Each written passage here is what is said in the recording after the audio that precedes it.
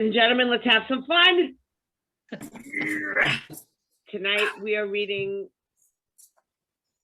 Oh, look, I'm going to fuck it up to start. Coriolanus. Coriolanus. Okay. Tonight we are reading Coriolanus by William Shakespeare, adapted by Taylor Phillips. Playing Marcius and Coriolanus. Bernie. Too busy cutting off his hand. That would be reaching axe. Put up your sound, Bernie. Do you want to say your name? Ready when you are. Hi. Hi. Playing. Is it Marcius? Marcius. Playing Marcius and later Coriolanus. You're on unmute. Can't hear you.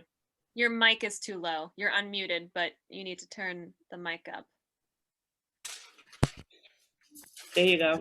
Bern, talk to me. Bernie, speak. This is fun already. Caius Marcius and later Coriolanus, Bernard Bozio. No, you got to be louder because I can't hear you. Maybe go into your preferences and change the audio to volume. You've sounded better 1,000 times. That was Chris Young. No, no, that I know. Bernie. Yes. Can you hear me? I can a little hear louder if you can. Yeah.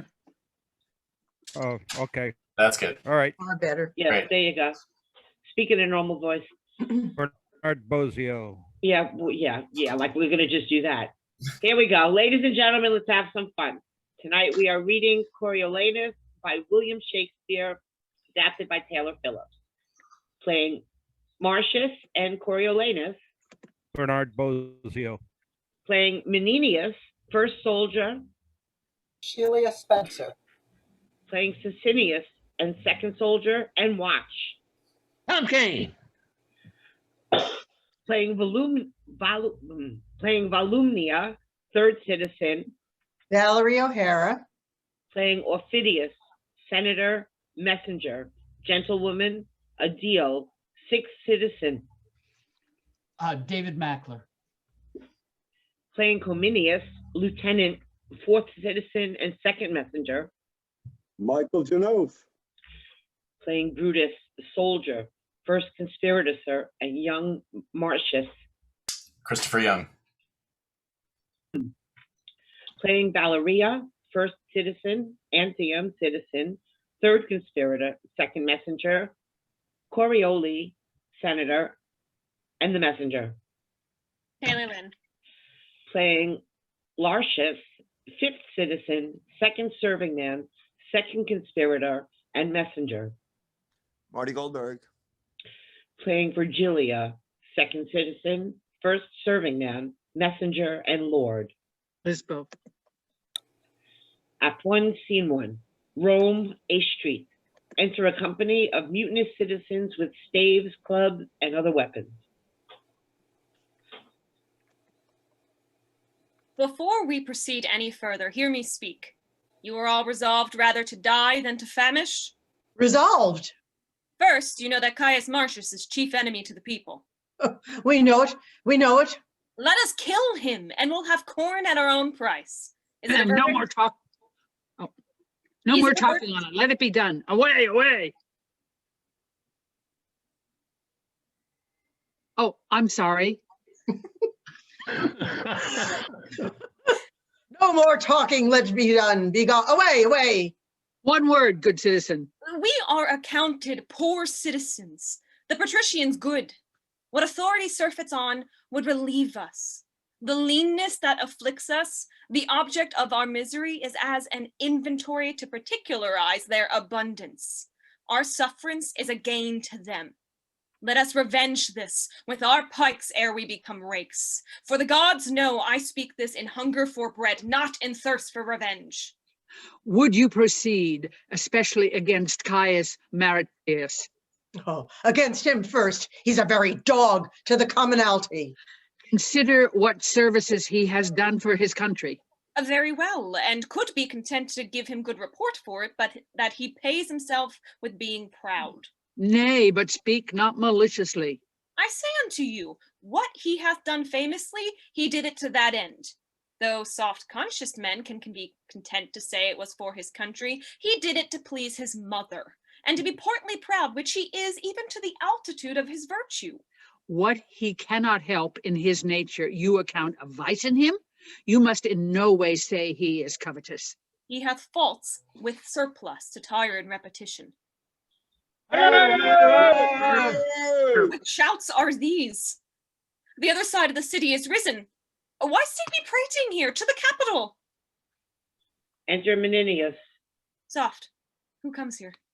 Worthy Menenius Agrippa, one that hath always loved the people. He's one honest enough, would all the rest were so. What works, my countrymen in hand? Where go you with bats and clubs? The matter? Speak, I pray you. Our business is not unknown to the Senate. They have had inkling this fortnight what we intend to do, which now we'll show them in deeds. They say poor suitors have strong breaths. They shall know we have strong arms too. Why, masters, my good friends, mine honest neighbors, will you undo yourselves? We cannot, sir. We are undone already. I tell you, friends, most charitable care have the patricians of you. For your wants, your suffering in this dearth, you may as well strike at the heaven with your staves as lift them against the Roman state. For your hunger, your knees to them, not arms, must help. Alack, you are transported by calamity thither, where more attends you and your slander the helms of the state, who care for you like fathers, when you curse them as enemies. Care for us, true indeed. They never cared for us yet. Suffer us to famish, and their storehouses crammed with grain. Make edicts for usurers to support usurers. Repeal daily any wholesome act established against the rich, and provide more piercing statutes daily to chain up and restrain the poor. If the wars eat us not up, they will, and there's all the love they bear us. Either you must confess yourselves wondrous malicious, or be accused of folly. I shall tell you a pretty tale. It may be you have heard it.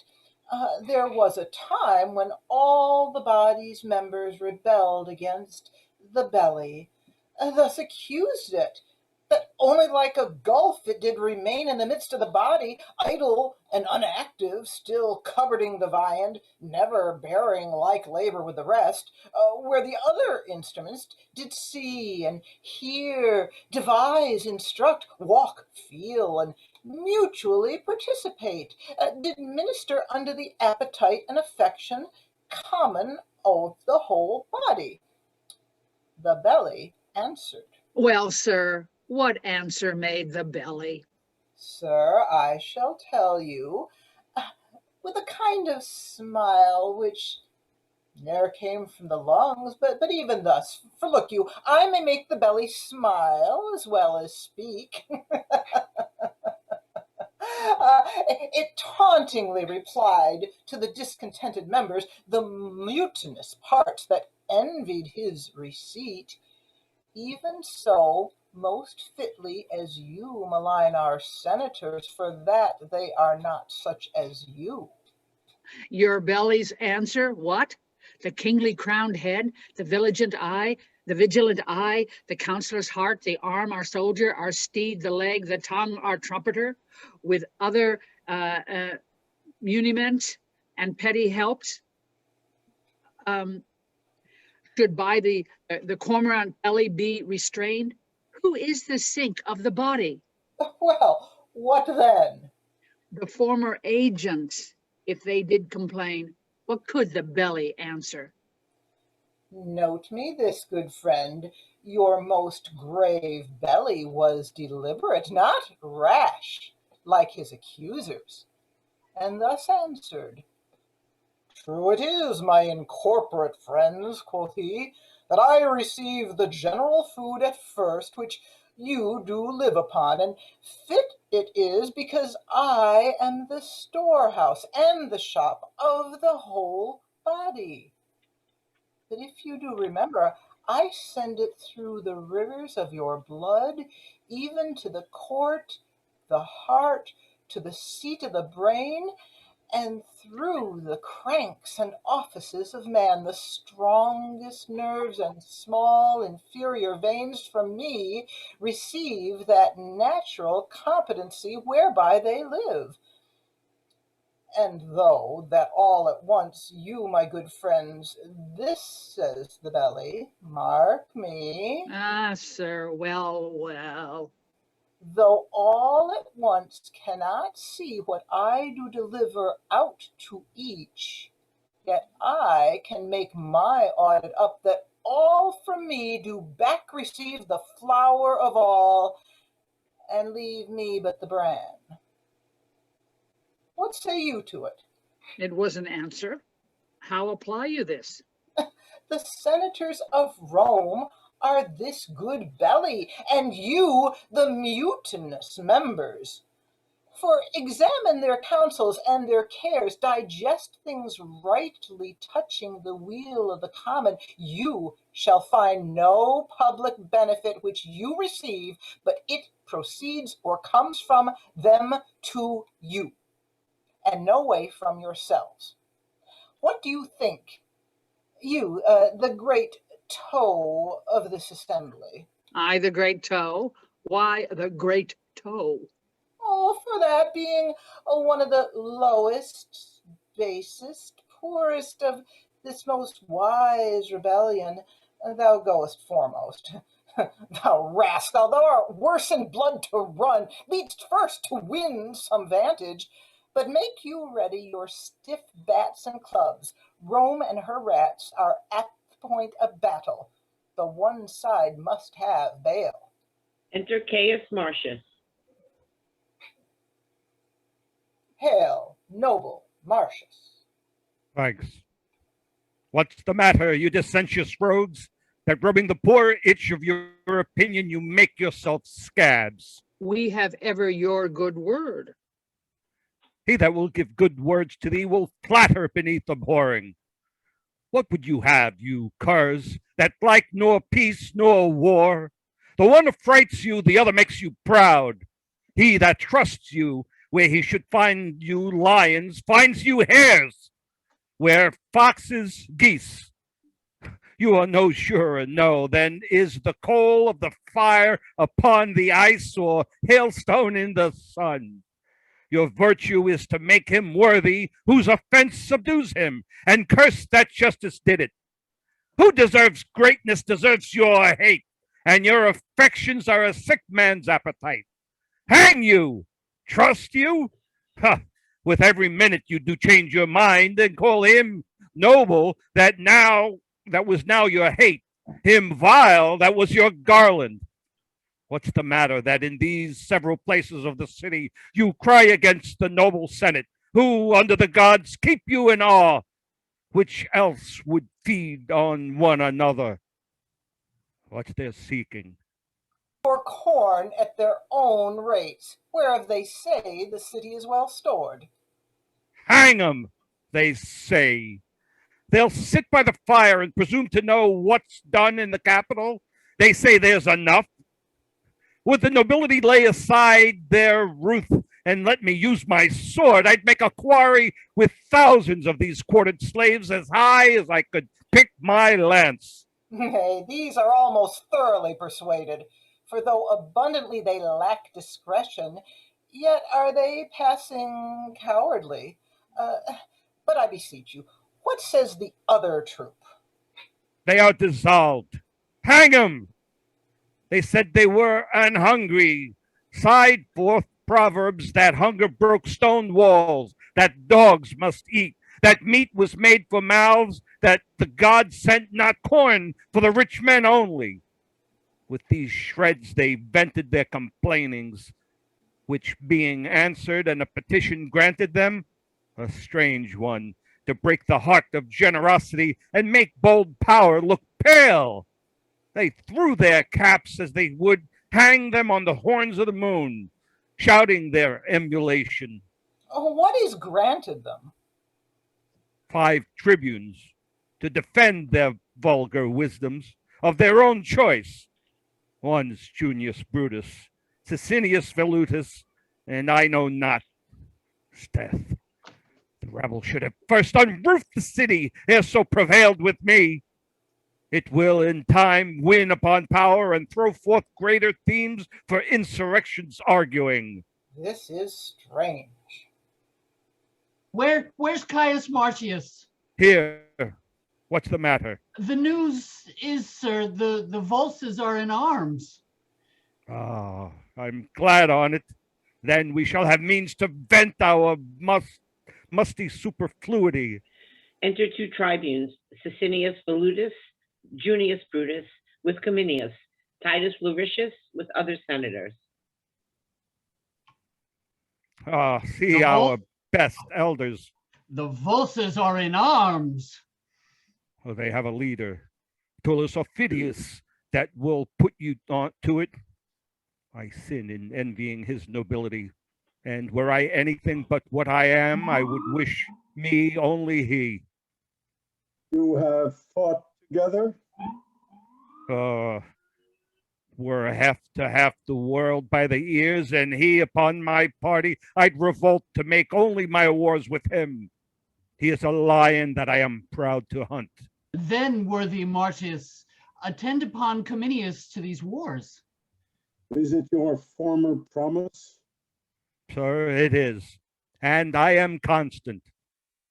Titus Lartius, thou shalt see once more me strike at Tullus' face. What, art thou stiff? Standst out? No, Caius Marcius. I'll lean upon one crutch and fight with the other, ere stay behind this business. Lead you on. Follow, Cominius. We must follow you. Right worthy, you priority.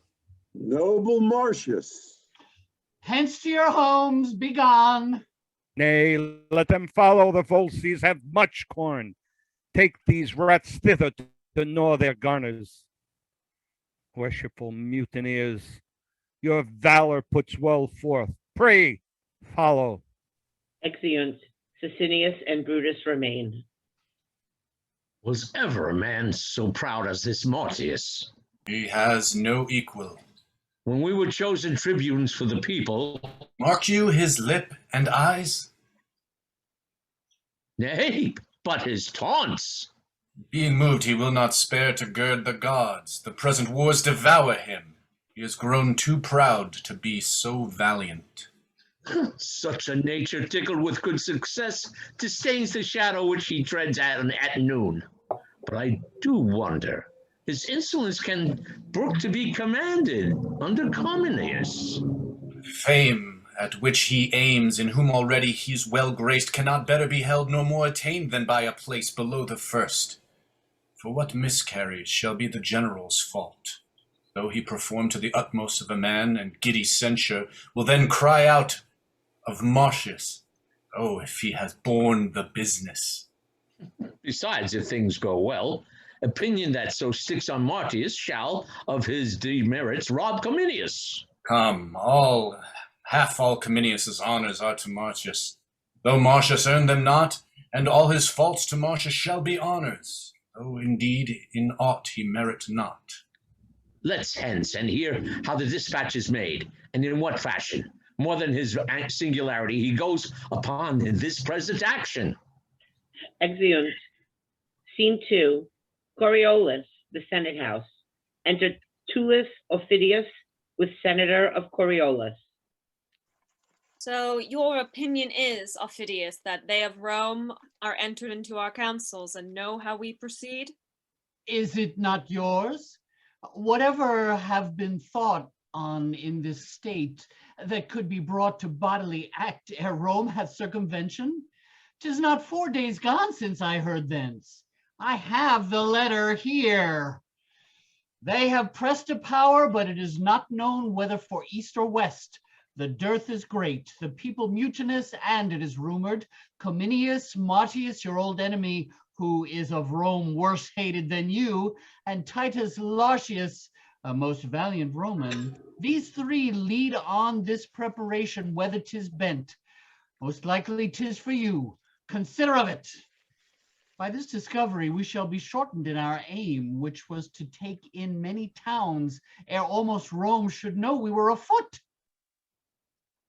Noble Aufidius, take your commission. Hie you to your bands. Let us alone to guard Coriolanus. If they set down before us, for the remove bring up your army. But I think you'll find they've not prepared for us. Oh, doubt not that. I speak from certainties. Nay, more, some parcels of their power are forth already, and only hitherward.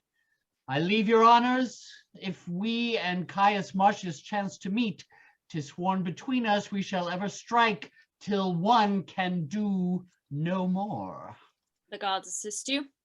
Farewell. Exeunt. Scene 3, Rome, a room in Marcius's house. Enter Volumnia and Virgilia. They sit on 2 low stools and sew. I pray you, daughter, sing, or express yourself in a more comfortable sort. If my son were my husband, I should freelier rejoice in that absence wherein he won honor than in the embracements of his bed, where he would show most love. When yet he was but tender-bodied and the only son of my womb, I was pleased to let him seek danger where he was like to find fame. To a cruel war I sent him, from whence he returned his brows bound with oak. I tell thee, daughter, I sprang not more in joy at the first hearing he was a man-child, than now, in first seeing he proved himself a man. But had he died in the business, madam? How then? Then his good report should have been my son. I therein would have found issue. Hear me profess sincerely, had I a dozen sons, each in my love alike, and none less dear than thine and my good Marcius, I had rather had 11 die nobly for their country than one voluptuously surfeit out of action. Madam, the Lady Valeria is come to visit you. Beseech you, give me leave to retire myself. Indeed you shall not. Methinks I hear hither your husband's drum. See him pluck Aufidius down by the hair, as children from a bear, the Volsces shunning him. Methinks I see him stamp thus and call thus, "Come on, you cowards! You were got in fear, though you were born in Rome." His bloody brow with his nailed hand went wiping. Forth he goes like a harvestman that's tasked to mow, or all or loose his hire. His bloody brow? Oh, Jupiter, no blood. Away, you fool. It more becomes a man than gilt his trophy. Tell Valeria we are here to bid her welcome. Heavens bless my lord from fell Aufidius. He'll beat Aufidius's head below his knee and tread upon his neck. Enter Valeria. My ladies both, good day to you. How do you both? Oh, you are manifest housekeepers. What are you sewing here? Oh, a fine spot in good faith. How does your little son? I think your ladyship well, good madam. He had rather see the swords and hear a drum than look upon his schoolmaster. Oh, my word, the father's son! I swear 'tis a very pretty boy. Oh, my troth, I looked upon him on Wednesday 1/2 hour together. Has such a confirmed countenance. I saw him run after a gilded butterfly, and when he caught it, he let it go again. And after it again, and over and over he comes, and up again, catched it again. Or whether his fall enraged him, or how 'twas, he did so set his teeth and tear it. Oh, I warrant how he mimicked it. One on his father's moods. Oh, indeed, La, 'tis a noble child. A crack, madam? Come, lay aside your stitchery. I must have you play the idle huswife with me this afternoon. No, good madam, I will not out of doors. Not out of doors? She shall, she shall. Indeed, no, by your patience. I'll not over the threshold till my lord return from the wars. Fie, you confine yourself most unreasonably. Come, you must go visit the good lady that lies in. I will wish her speedy strength and visit her with my prayers, but I cannot go hither. It would be another Penelope. Yet they say all the yarn she spun in Ulysses' absence did but fill Ithaca full of moths. Come, I would your cambric were sensible as your finger, that you might leave a pricking it for pity. Come, you shall go with us. No, good madam, pardon me. Indeed, I will not forth. In truth, La, go with me, and I'll tell you excellent news of your husband. Oh, good madam, there can be none yet. Verily, I do not jest with you. There came news from him last night. Indeed, madam. In earnest, it's true. I heard a senator speak it. Thus it is. The Volsces have an army force, against whom Cominius the general is gone, with one part of our Roman power. Your lord and Titus Lartius are set down before their city Coriolanus. They nothing doubt prevailing, and to make it brief wars. This is true, on mine honor, and so, I pray, go with us. Give me excuse, good madam. I will obey you in everything hereafter. Oh, let her alone, lady. As she is now, she will but dis-ease our better mirth. In truth, I think she would. Fare you well, then. Come, good sweet lady. I wish you much mirth. Well, then, farewell. Exeunt. Scene 4, before Coriolanus. Enter from one side Marcius Titus Lartius with trumpet, with captains, first and second soldier, and more. Enter from the other side messenger. Yonder comes news. A wager they have met. My horse to yours, no? Done. Say, has our general met the enemy? They lie in view, but have not spoke as yet. So the good horse is mine. How far off lie these armies? Within this mile and half. Then shall we hear their alarm and they ours. Now, Mars, I prithee, make us quick in work, that we with smoking swords may march from hence to help our fielded friends. Come, blow thy blast. They sound a parley. Enter Coriolis senator with others on the walls of Coriolis. Tullus Ophidius, is he within your walls? No, nor a man that fears you less than he.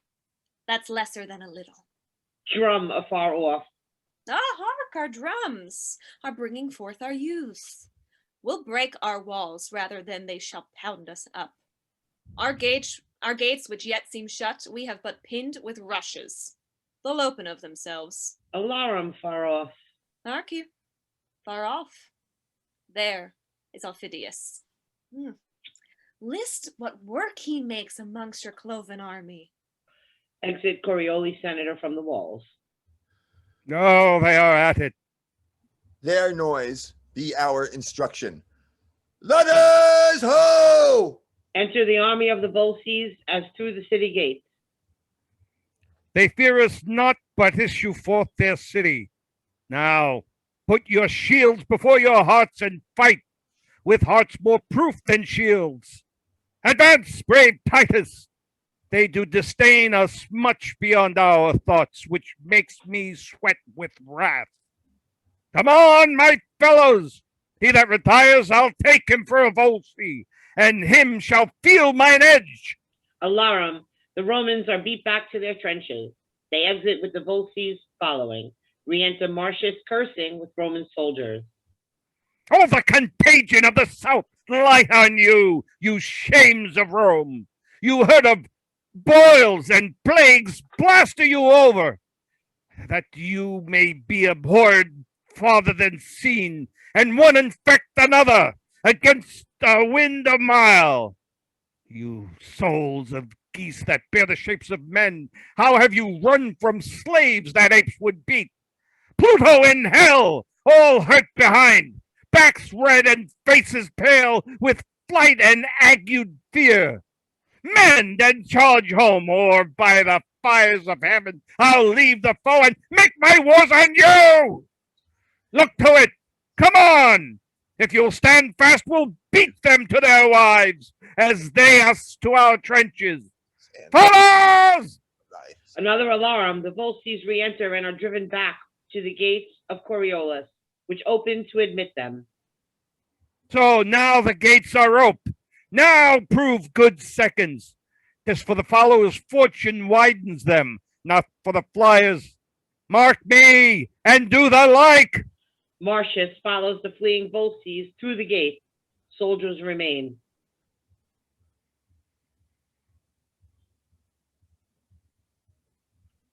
Foolhardiness, not I. Nor I. The gates are closed with the Volsces army and Marcius inside, alone. See? Shut him in. To the Alarm pot continues. The pot I warned him. What is become of Marcius? Slain, sir, doubtless.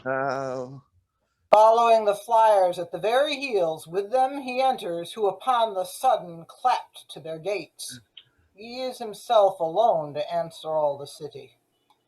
Oh, noble fellow, who sensibly outdares his senseless sword, and when it bows, stands up.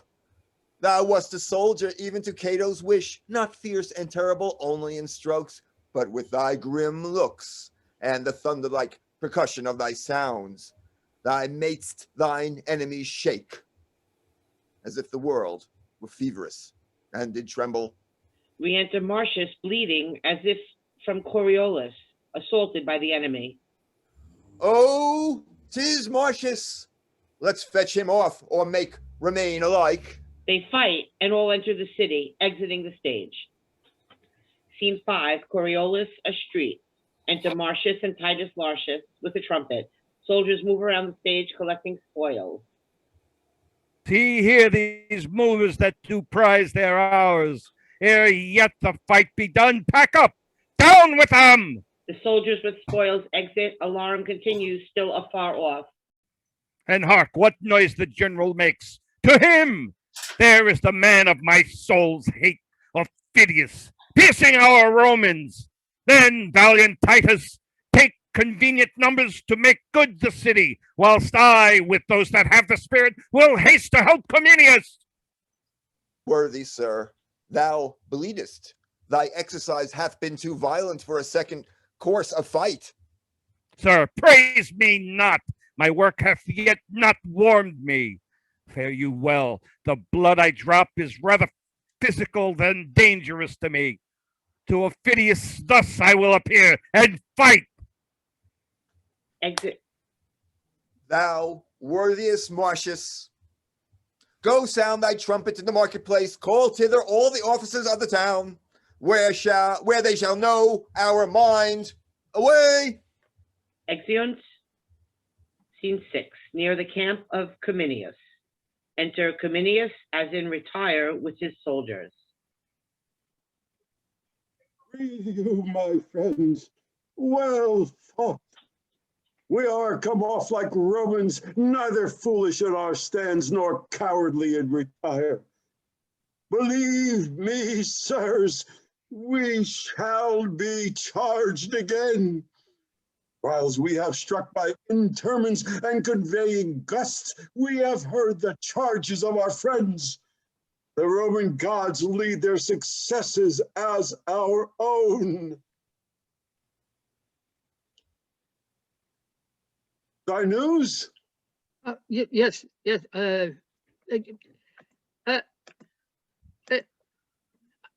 The citizens of Coriolanus have issued and given to Lartius and Marcius battle. I saw our party to their trenches driven, and then I came away. Though thou speakest truth, methinks thou speakst not well. How long since? Above an hour, my lord. Enter Marcius, bloody. Who's yonder? That does appear as he was flayed. Oh, gods! He has the stamp of Marcius, and I have before time seen him thus. Am I too late? Aye, if you come in not the blood of others, but mantle in your own. Oh, let me clap you in arms as sound as when I wooed, in heart as merry as when our nuptial day was done. Ah, flower of warriors, How is thus with Titus Lardius? Holding Coriolanus in the name of Rome, even like a fawning greyhound in the leash, to let him slip at will. Where is that slave which told me they had beat you to your trenches? He did inform the truth, but for our gentlemen, the common file, a plague. Tribunes for 'em. The mouse near shunned the cat as they did budge from rascals worse than they. But how prevailed you? Will time serve to tell? I do not think. Where is the enemy? Are you lords of the field? If not, why cease you till you are so? Marcius, why have to disadvantage fought and retired to win our purpose? How lies the battle? Know you on which side they have placed their men of trust? As I get, Marcius, their bands that forward are the Antiochs, and their best trust, or the Affudius, their very heart of hope. I do beseech you by all the battles wherein we have fought, by the blood we have shed together, by the vows we have made to endure friends, that you directly set me against Ophidius and his Antiochs, and that you will not delay the present, but filling the air with swords advanced and darts, we prove this very hour. Though I could wish first bombs applied to you, yet dare I never deny your asking. Take your choice of those that best can aid your action. Those are they that are most willing, if any such be here. And it were sin to doubt that love this painting wherein you see me smeared.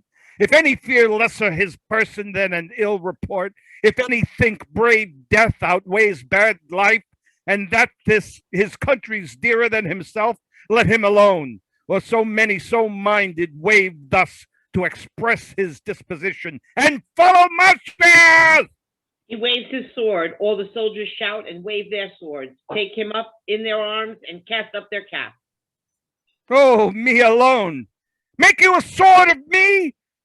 If these shows be not outward, which of you but is for vultures? Ah, a certain number, though, thanks to all, must I select from all.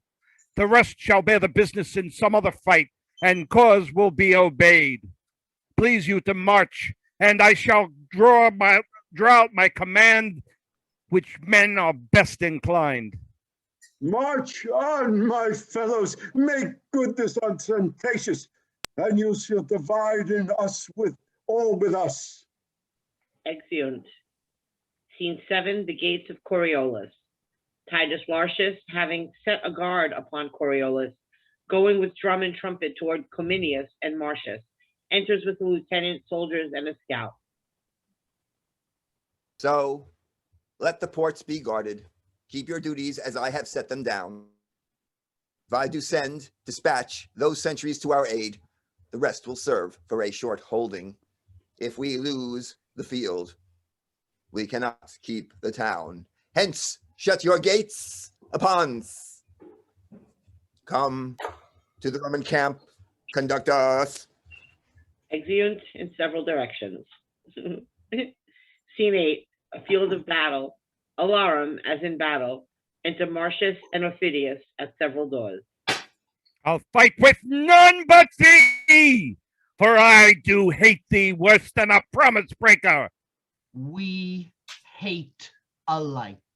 Within these 3 hours, Tullus, alone I fought in your Coriolanus walls, and made what work I pleased. 'Tis not my blood wherein you seest me masked. For thy revenge, wrench up thy power to the highest. Wert thou the Hector, thou shouldst not scape me here. They fight, and certain Volsces come in the aid of Ophidius. Officious and not valiant, you have shamed me in your condemned seconds. Marcius fights till they be driven in breathless. Exeunt Ophidius and Marcius separately. Scene 9, the Roman camp. Alarum, a retreat is sounded. Flourish, Enter at one door Cominius with the Romans, and at another door Marcius with his arm in a scarf. If I should tell thee o'er this thy days work thou not believe thy deeds. But I'll report it where senators shall mingle tears with smiles, where great patricians shall attend and shrug eye and admire, where ladies shall be frightened and gladly quake, hear more, where the dull tribunes that with the fusty plebeians hate thy honors shall say against their hearts, we thank the gods our Roman hath such a soldier. Enter Titus Lartius with his power from the pursuit. O general, here is the steed, we the comparison. Hadst thou beheld? Pray now, no more. I have done as you have done. That's what I can. Induced as you have been. That's for my country. He that has but affected his goodwill hath overtaken mine act. You shall not be the grave of your deserving. Rome must know the value of her own. For a concealment worse than a theft, no less than a traducement to hide your doings and to silence that which to the spire and top of praises vouched would seem but modest. Therefore I beseech you, in sign of what you are, not to reward what you have done before our army hears me. I have some wounds upon me, and they smart to hear themselves remembered. Should they not? Well might they fester against ingratitude and tend themselves with death.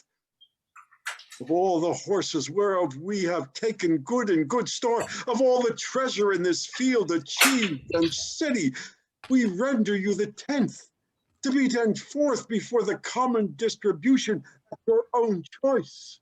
I thank you, General, but cannot make my heart consent to take a bribe to pay my sword. I do refuse it, and stand upon my common part with those that have beheld the doing. A long flourish.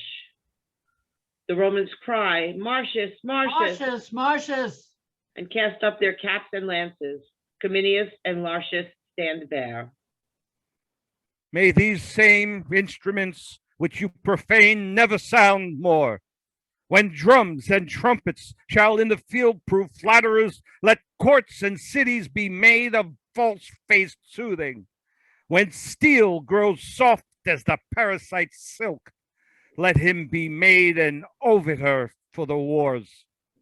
No more, I say, for that I have not washed my nose that bled, or foiled some devil's wretch, which without note here's many else have done. You shout me forth in acclamations hyperbolical, and if I loved my little, should be dieted in praised sauces with lies.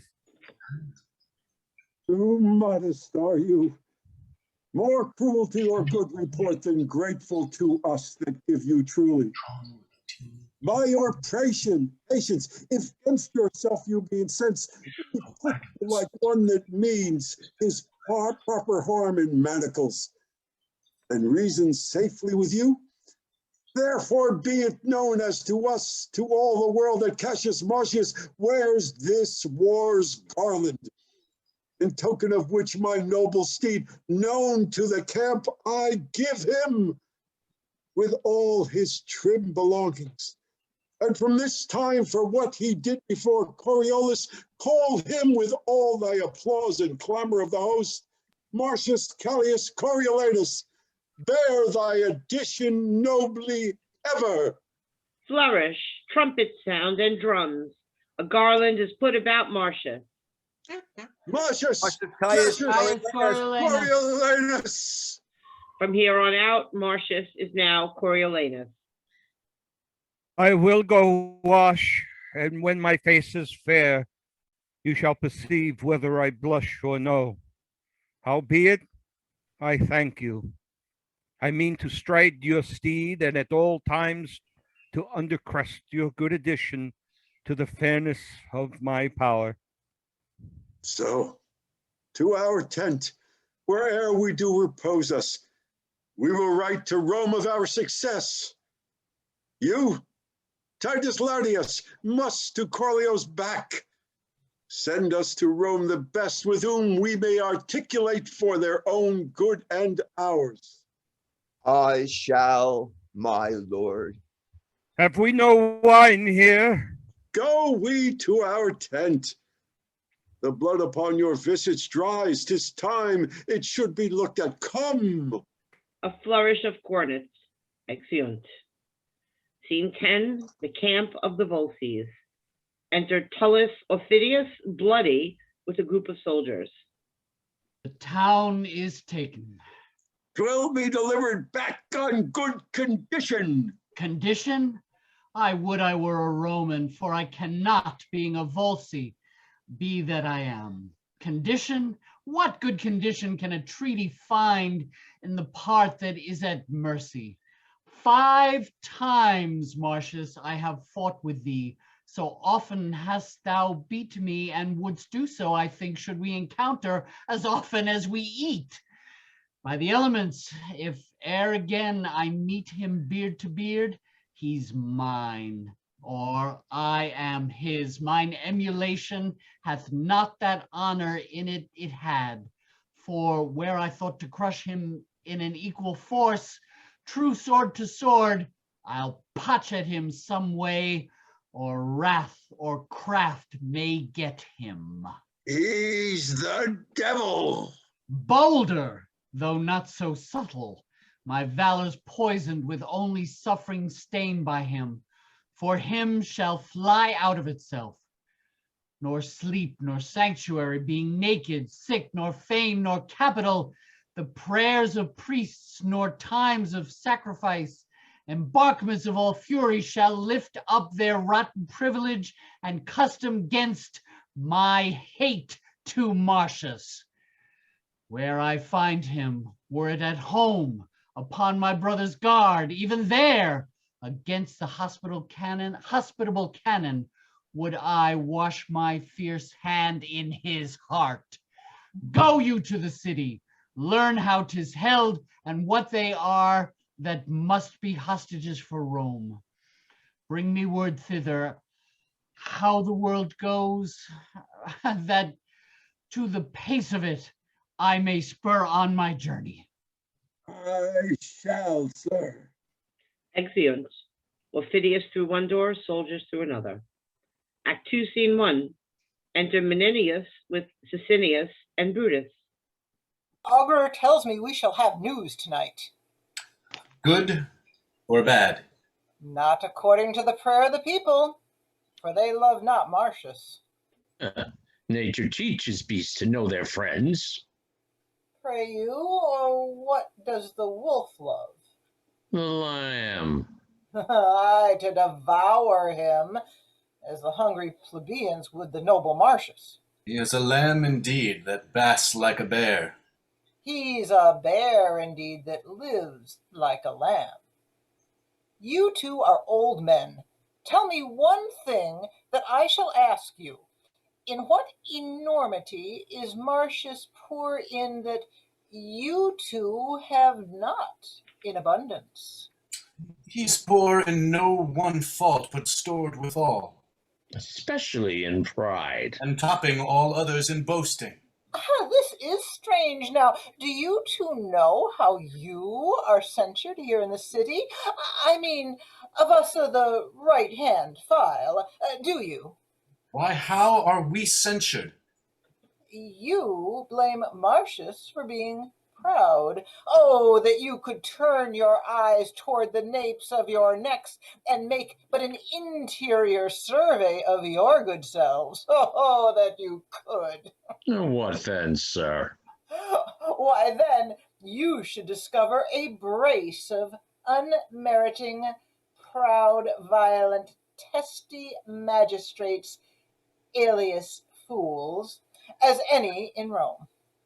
Menenius, you are known well enough too. I am known to be a humorous patrician, and one that loves a cup of hot wine with not a drop of a laying Tiber in it, said to be something imperfect in favoring the first complaint, hasty and tinder-like upon too trivial motion, one that converses more with the buttock of the night than with the forehead of the morning. What I think I utter, and spend my malice in my breath.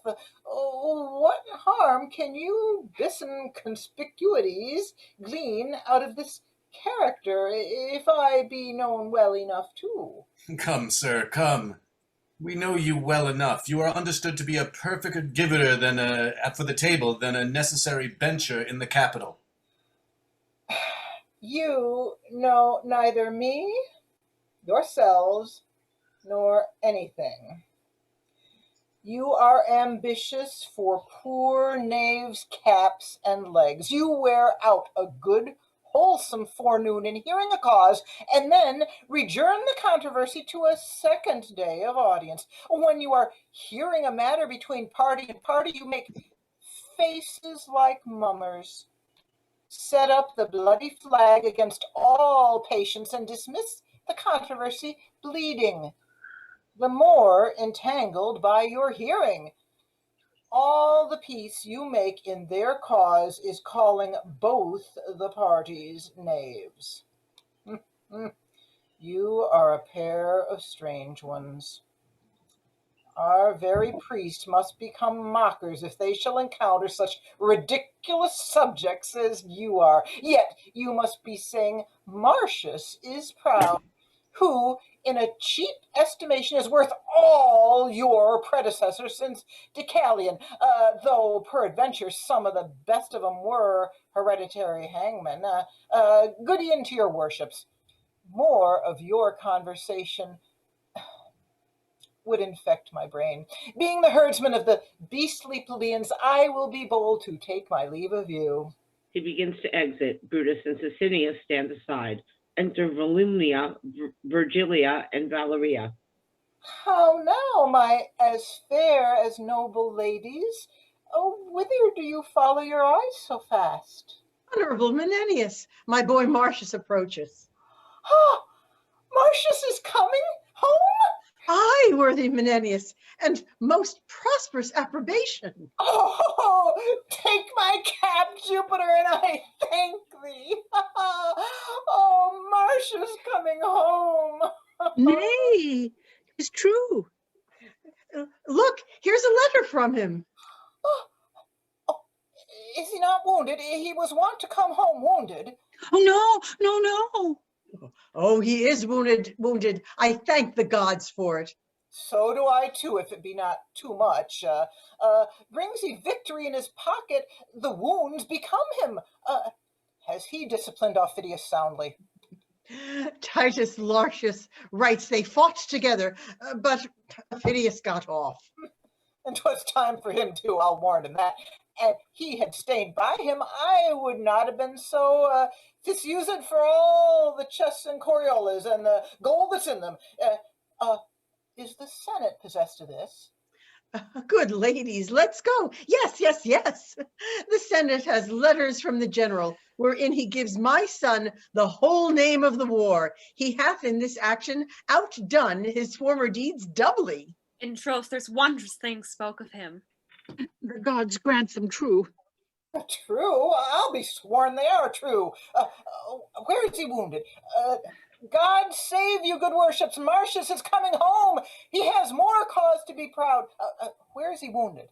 In the shoulder and in the left arm. There will be large cicatrices to show the people when he shall stand for his place. He had before this last expedition 25 wounds upon him.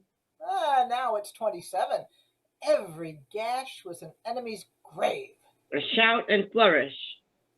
These are the ushers of Marcius. Before him he carries noise, and behind him he leaves tears. Death, that dark spirit, in's nervy arm doth lie, which being advanced declines, and then men die. A senate. Enter Cominius and Titus Lartius. Between them, Coriolanus, crowned with an oaken garland, with captains and soldiers and more. Trumpets sound. Know, Rome, that all alone Marcius did fight with Coriolanus' gate, where he hath won. With fame and name to Marcius Caius, these in honor follows Coriolanus. Welcome to Rome, renowned Coriolanus. Sound the flourish. No more of this. It does offend my heart. Pray now, no more. Look, sir, your mother. You have, I know, petitioned all the gods for my prosperity. He kneels. Nay, my good soldier, up! He stands. My gentle Marcius, worthy Caius, and by deed achieving honor newly named, what is it? Coriolanus, must I call thee? But your wife. Oh, my gracious silence, hail. Wouldst thou have laughed had I come coffined home, that thou weepst to see me triumph? Oh, my dear, such eyes the widows in Coriolanus wear, and mothers that lack sons. Now the gods crown thee 100,000 welcomes.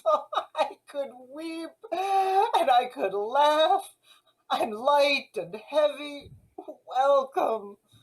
A curse begin at all very root on's heart that is not glad to see thee. You are three that Rome should dote. You are three that Rome should dote on. Yet by the faith of men, we have some old crab trees here at home that will not be grafted to your relish. Yet welcome, warriors. We call a nettle but a nettle, and the false of fools but folly. Ever right. Your hand and yours. Here in our house, I do shade my head. The good patricians must be visited, from whom I have received not only greetings, but with them change of honors. I have lived to see thee inherited the very wishes and the buildings of my fancy. Only there's one thing wanting, which I doubt not, but our Rome will cast upon thee. No, good mother, I had rather be their servant in my way than sway with them in theirs. On to the capital.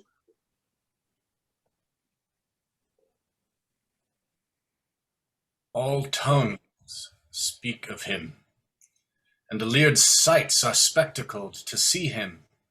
Your prattling nurse into a rapture lets her baby cry while she chats him. The kitchen malkin pins her richest lockroom about her wretchy neck, clamoring the walls to eye him. Stalls, bucks, windows are smothered up, leads filled, and ridges horsed with variable complexions, all agreeing in earnest to see him. Seld-shone flamens do press among the popular throngs, and puff to win a vulgar station. Our veiled dams commit the wars of white and damask in their nicely guarded cheeks to the wanton spoils of Phoebus' burning kisses. Such a pother, as if that whatsoever god who leads him were slyly crept into his human powers and gave him graceful posture. On the sudden I warrant him consul. Then our office may during his power go sleep. He cannot temperately transport his honors from where he should begin and end, but will lose those he hath won.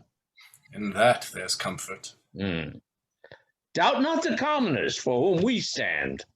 They upon their ancient malice will forget with at least cause his new honors, which that he will give them make I as little question, as he is proud to do it. I heard him swear, were he to stand counsel, never would he appear in the marketplace, nor on him put the napless vesture of humility, nor showing as the manner is, his wounds to the people beg their stinking breaths. It was his word. Oh, he would miss it rather than carry it, but by the suit of the gentry to him and the desire of the nobles. 'Tis most like it shall be to him, then as our good will's a sure destruction. So it must fall out to him, or the authorities for an end. We must suggest the people in what hatred he still hath held them, that to's power he would have made them rules, silenced their pleaders, and disproportioned their freedoms, holding them in human action and capacity, of no more soul nor fitness for the world than camels in their war, who have their provand only for bearing burdens and sore blows for sinking under them. This, as you say, suggested at some time when his soaring insolence shall touch the people, which time shall not want if he be put upon it. And that's as easy as set dogs on sheep, and will be his fire to kindle their dry stubble, and their blaze shall darken him forever.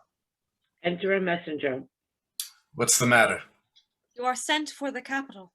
'Tis thought that Marcius shall be consul. I have seen the dumb men throng to see him, and the blind to hear him speak. Matrons flung gloves, ladies and maids their scarves and handkerchiefs upon him as he passed. The nobles, bended as to Jove's statue, and the commons made a shower and thunder with their caps and shouts. I never saw the like. Let's to the capital, and carry with us ears and eyes for the time, but hearts for the event. Have with you. Exeunt. Scene 2, the same, the capital, a senate. Enter with officials before them Cominius, the consul, Coriolanus, Menenius, senators, the tribunes, and more. The patricians sit. Sicinius and Brutus take their places by themselves. Coriolanus stands. Having determined of the Volches and to send for Titus Laertus, it remains, as the main point of this our after meeting, to gratify his noble service that hath thus stood for his country.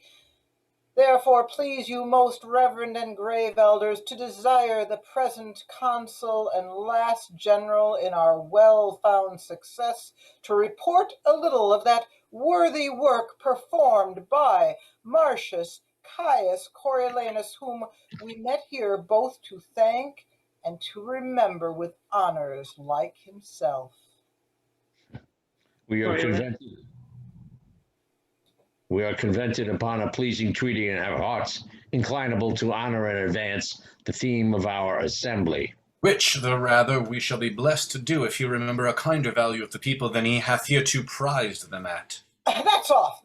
That's off. I would rather you had been silent. Please you to hear Cominius speak. Most willingly, Lee. But yet my caution was more pertinent than the rebuke you gave it. He loves your people, but tie him not to be their bedfellow, worthy Cominius. Speak. Nay, keep your place. Sit, Coriolanus, never shame to hear what you have nobly done. Your honors, pardon. I'd rather have my wounds to heal again than hear say how I got them. Sir, I hope my words dispensed you not. No, sir.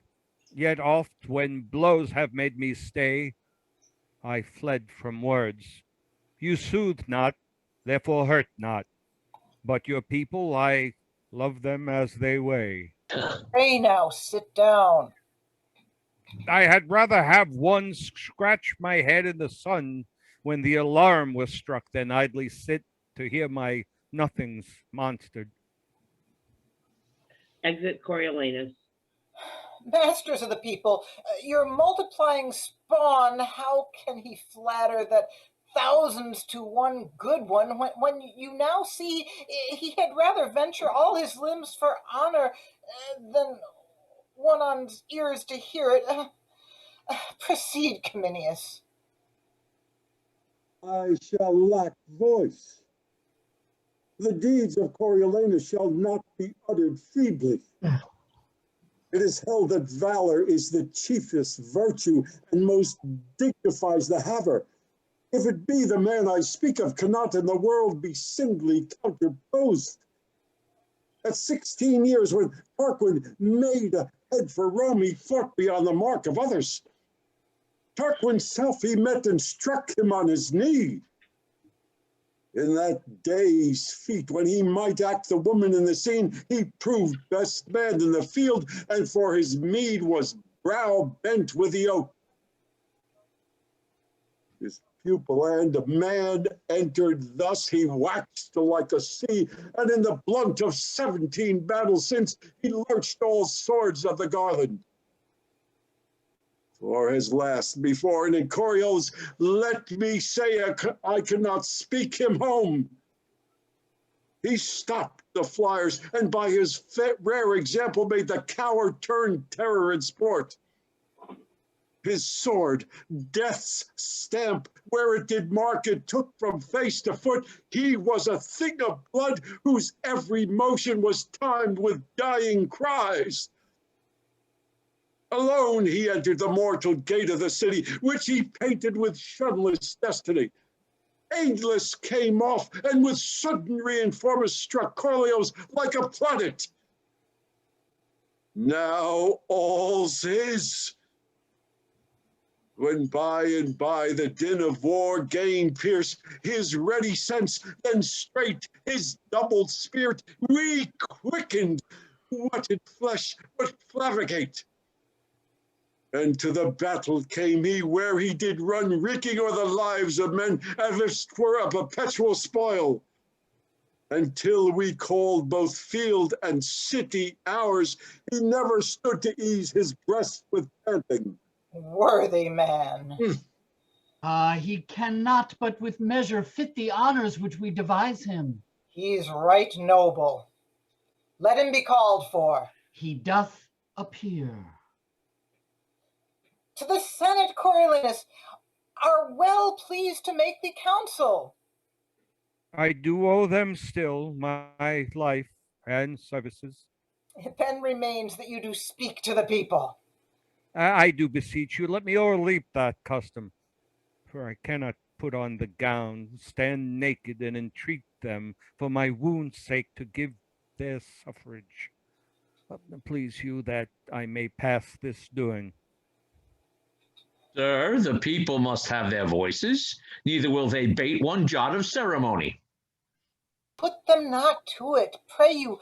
Go fit you to the custom, and take to you, as your predecessors have, your honor with your form.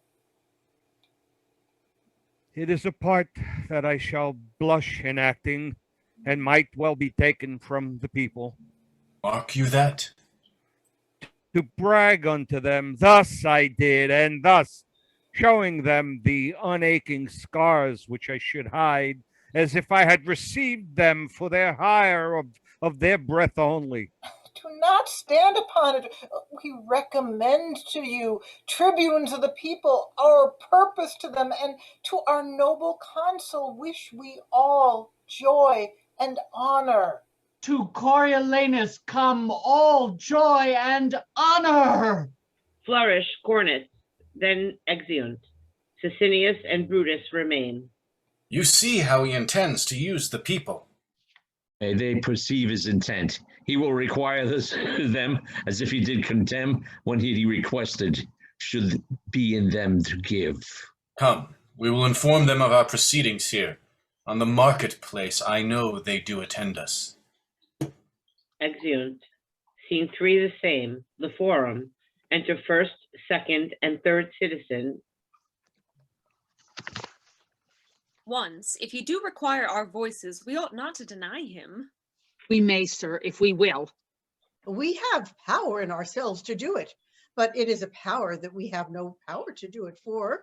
If he shows us his wounds and tells us his deeds, we ought to put our tongues into those wounds and speak for them. So if he tells us his noble deeds, we must also tell him our noble acceptance of them. Ingratitude is monstrous, and for the multitude to be ingrateful or to make a monster of the multitude, which we being members should bring ourselves to be monstrous members. And to make us no better thought of, a little help will serve. For once we stood up about the corn, he himself stuck not to call us the many-headed multitude. Oh, we have been called so of many, but that's no matter. I say, if he would incline to the people, there was never a worthier man. Enter Coriolanus in a gown of humility with Menenius. Oh, here he comes. And in the gown of humility, mark his behavior. We are not to stay all together, but to come by him where he stands, by ones, by twos, and by threes. He's to make his requests by particulars, wherein every one of us has a single honor in giving him our voices with our own tongues. Therefore, follow me, and I'll direct you how you shall go by him. Exit citizens. What must I say? I pray, sir. Plague upon it. I cannot bring my tongue to such a pace. Look, sir, my wounds, I got them in my country's service, and when some certain of your brethren roared and ran from the noise of our own drums. Oh, me the gods, you must not speak of that. You must desire them to think upon you. Think upon me? Hang 'em! I would they would forget me, like the virtues which our divines lose by them. You'll mar all. I'll leave you.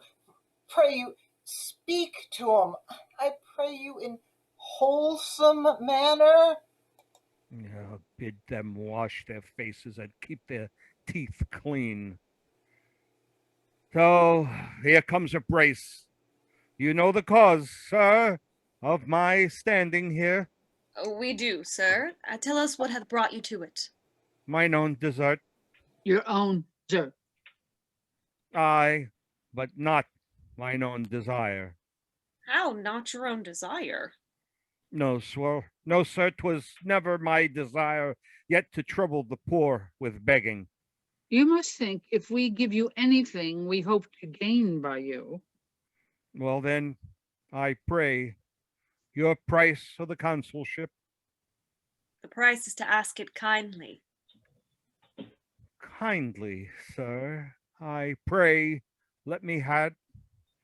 I have wounds to show you, which shall be yours in private. Your good voice, sir. What say you? You shall have it, worthy sir. A match, sir. There's in all 2 worthy voices begged. I have your alms. Adieu. This is something odd. But 'tis no matter. Pray you now, if it may stand with the tunes of your voices, that I may be consul. I have here the customary gown. You have deserved nobly of your country, and you have not deserved nobly. Your enigma.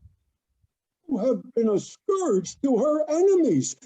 You have been a rod to her friends. You have not indeed loved the common people.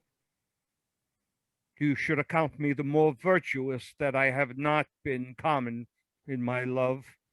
I will, sir, flatter my sworn brother, the people, to earn a dearer estimation of them. 'Tis a condition they shall account gentle. And since the wisdom of their choice is rather to have my hat than my heart, I will practice the insinuating nod and be off to them most counterfeitly. That is, sir, I will counterfeit the bewitchment of some popular man and give it bountiful to the desirers.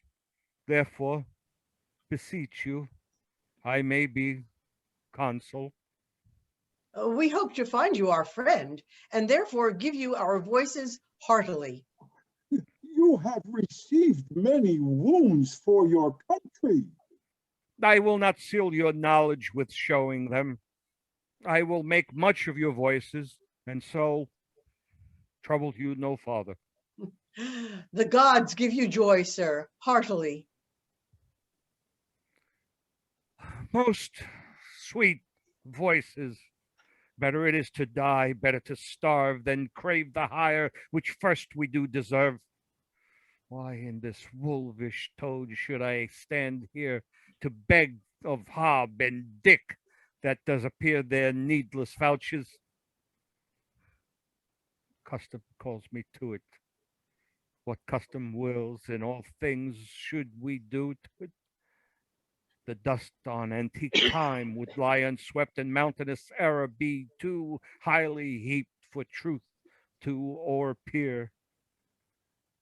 Rather than fool it so, let the high office and the honor go to one that would do thus. I am half through. The one part suffered, the other will do. Oh, here come more voices.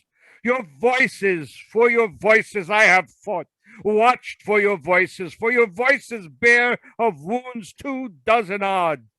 Battles thrice 6 I have seen and heard of, for your voices have done many things, some less, some more.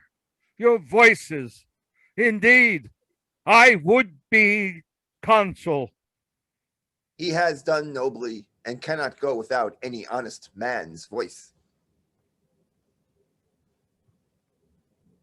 Therefore, let him be consul. The gods give him joy and make him a good friend to the people. Amen. Amen. God save thee, noble counsel. Worthy voices. Re-enter Menenius with Brutus and Sicinius. You have stood your limitation, and the tribunes endue you with the people's voice. Remains that in the official marks invested, you anon do meet the Senate. Is this done?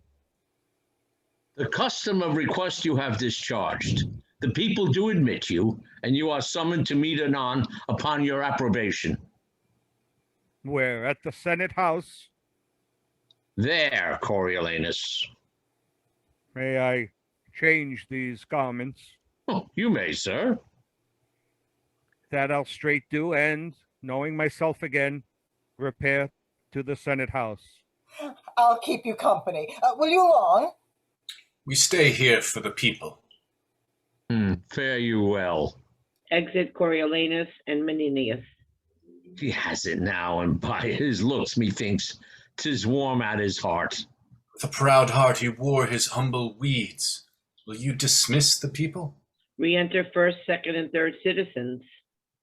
How now, my masters? Have you chose this man? He has our voices, sir. We pray the gods he may deserve your loves. Amen, sir. My poor unworthy notice, he mocked us when he begged our voices. Certainly, he flouted us downright.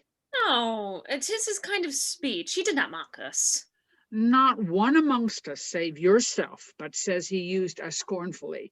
He should have showed us his marks of merit, wounds received for his country. Why, so he did, I am sure. No man saw them.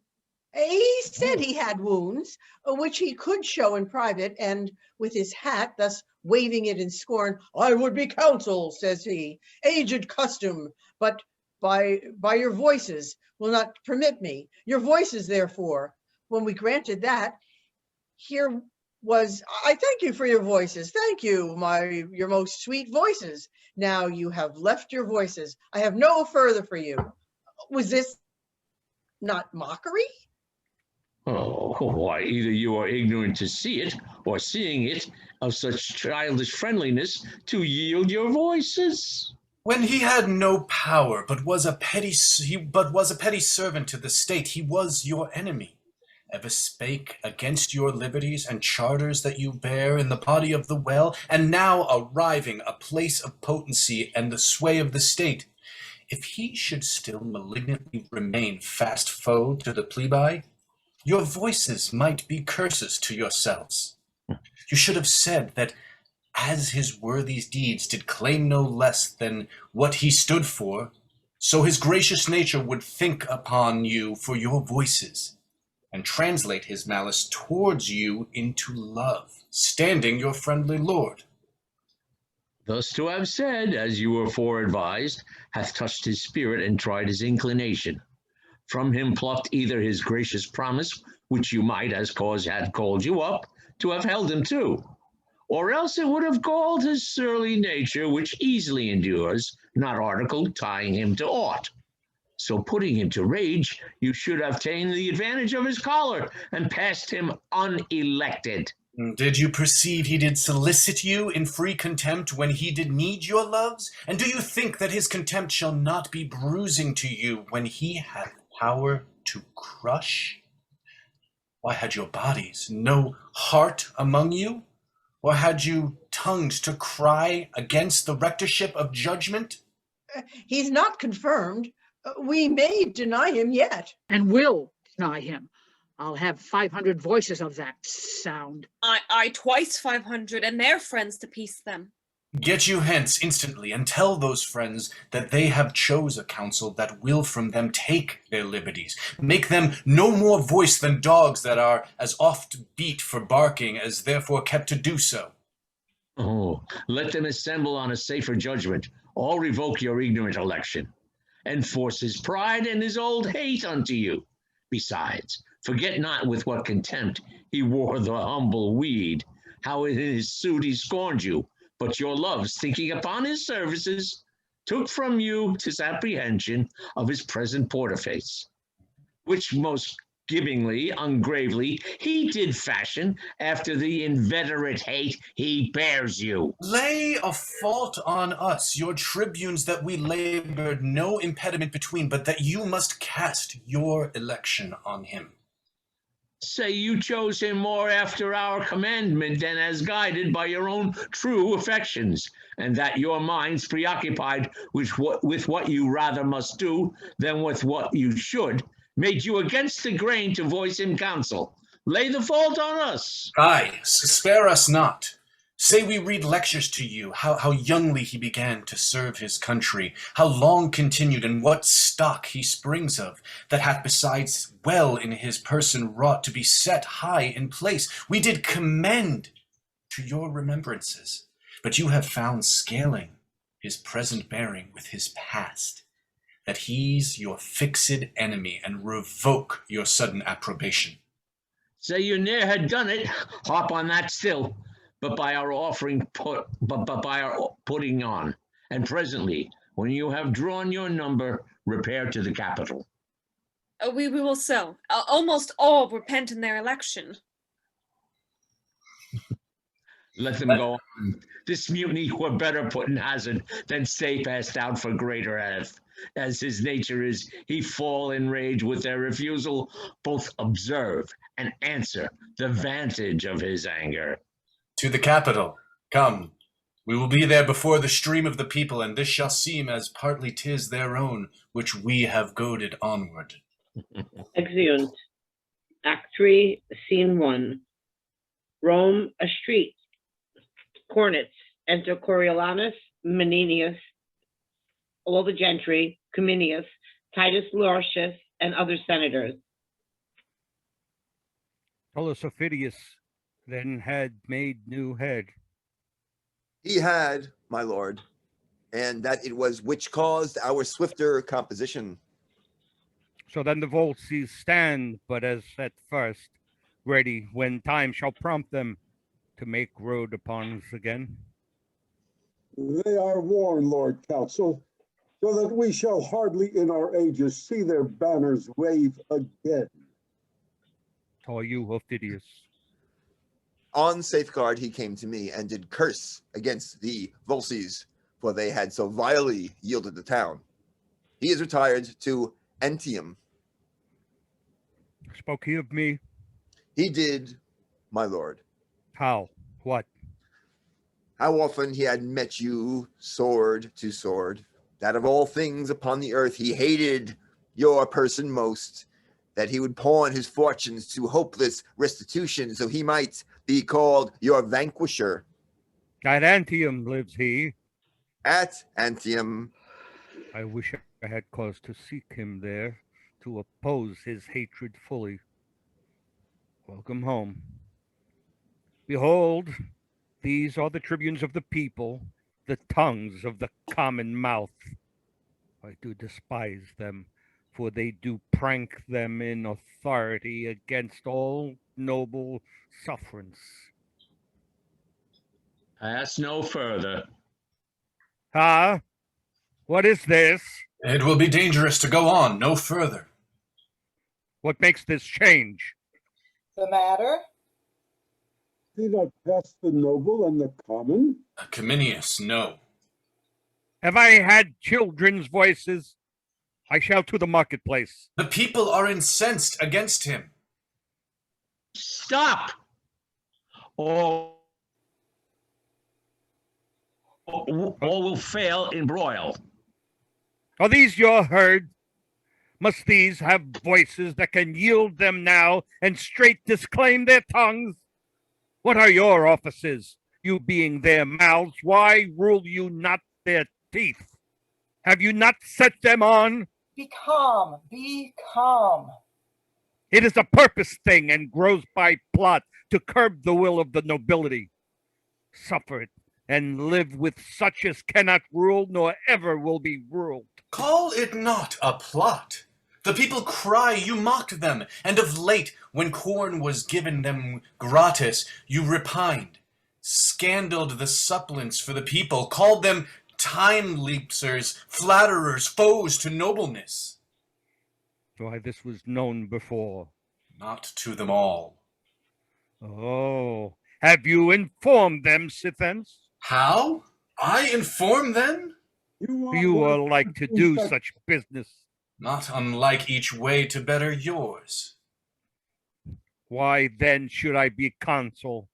By yon clouds, let me deserve so ill as you, and make me your fellow tribune. You show too much of that for which the people stir. If you will pass to where you are bound, you must inquire your way, which you are out of, with a gentler spirit, or never be so noble as a consul, nor yoke with him for tribune. Let's be calm. The people are abused. Set on. This paltry becomes not Rome. Nor has Coriolanus deserved this so dishonored rub, laid falsely in plain way of his merit. Tell me of corn. This was my speech, and I will speak it again. Not in this heat, sir, now. Now, as I live, I will. My nobler friends, I crave their pardons. For the mutable, rank-scented miney, let them regard me as I do not flatter. And therein behold themselves, I say again, in soothing them, we nourish against our Senate the cockle of rebellion, insolence, sedition, by which we ourselves have plowed for, sowed, and scattered by mingling them with us, the honored number, who lack not virtue, no, nor power, but that which they have given to the beggars. Oh, no more words, we beseech you. How? No more? As for my country, I have shed my blood, not fearing outward force. So shall my lugs coin words till they decay against those measles which we disdained should tether us, yet sought the very way to catch them. You speak of the people as if you were a god to punish, not a man of their infirmity. Well, we let the people know it. What? His collar? Collar? Oh, were I as patient as the midnight sleep, by Jove, 'twould be my mind. It is a mind that shall remain a poison where it is, not poison any further. Shall remain? You hear this, Triton of the minnows?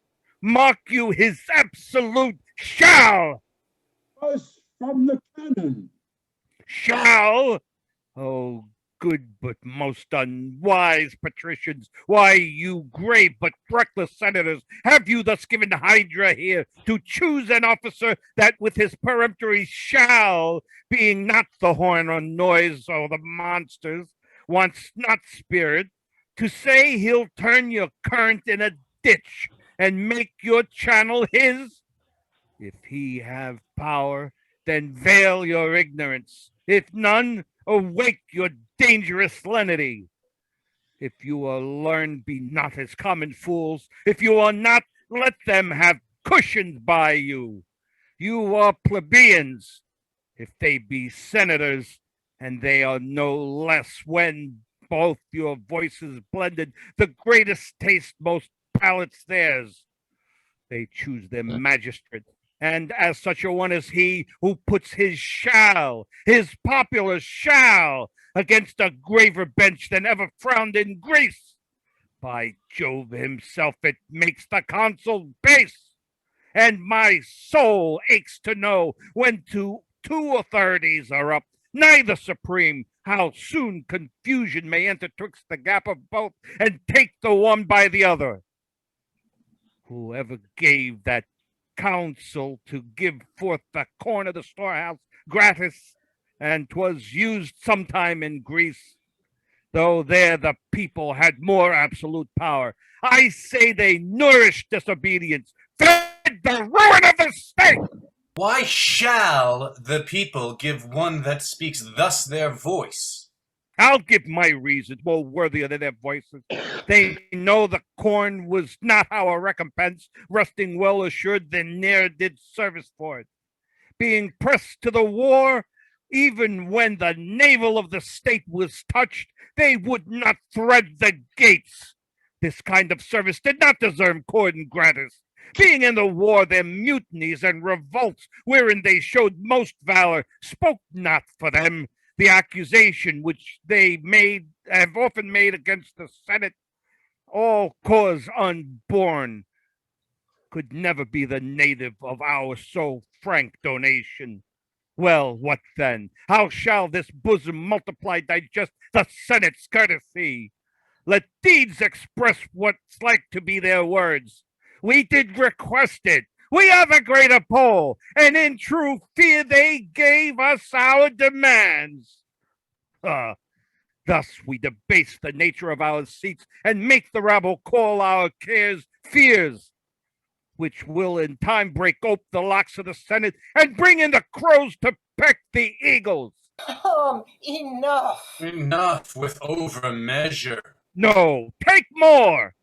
What may be sworn by both divine and human, seal what I end withal. This double worship, where one part does disdain the cause the other, insult without all reason, where gentry, little wisdom, tidal wisdom, cannot conclude but the yea or no of general ignorance. It must omit real necessities and give way the while to unstable slightness.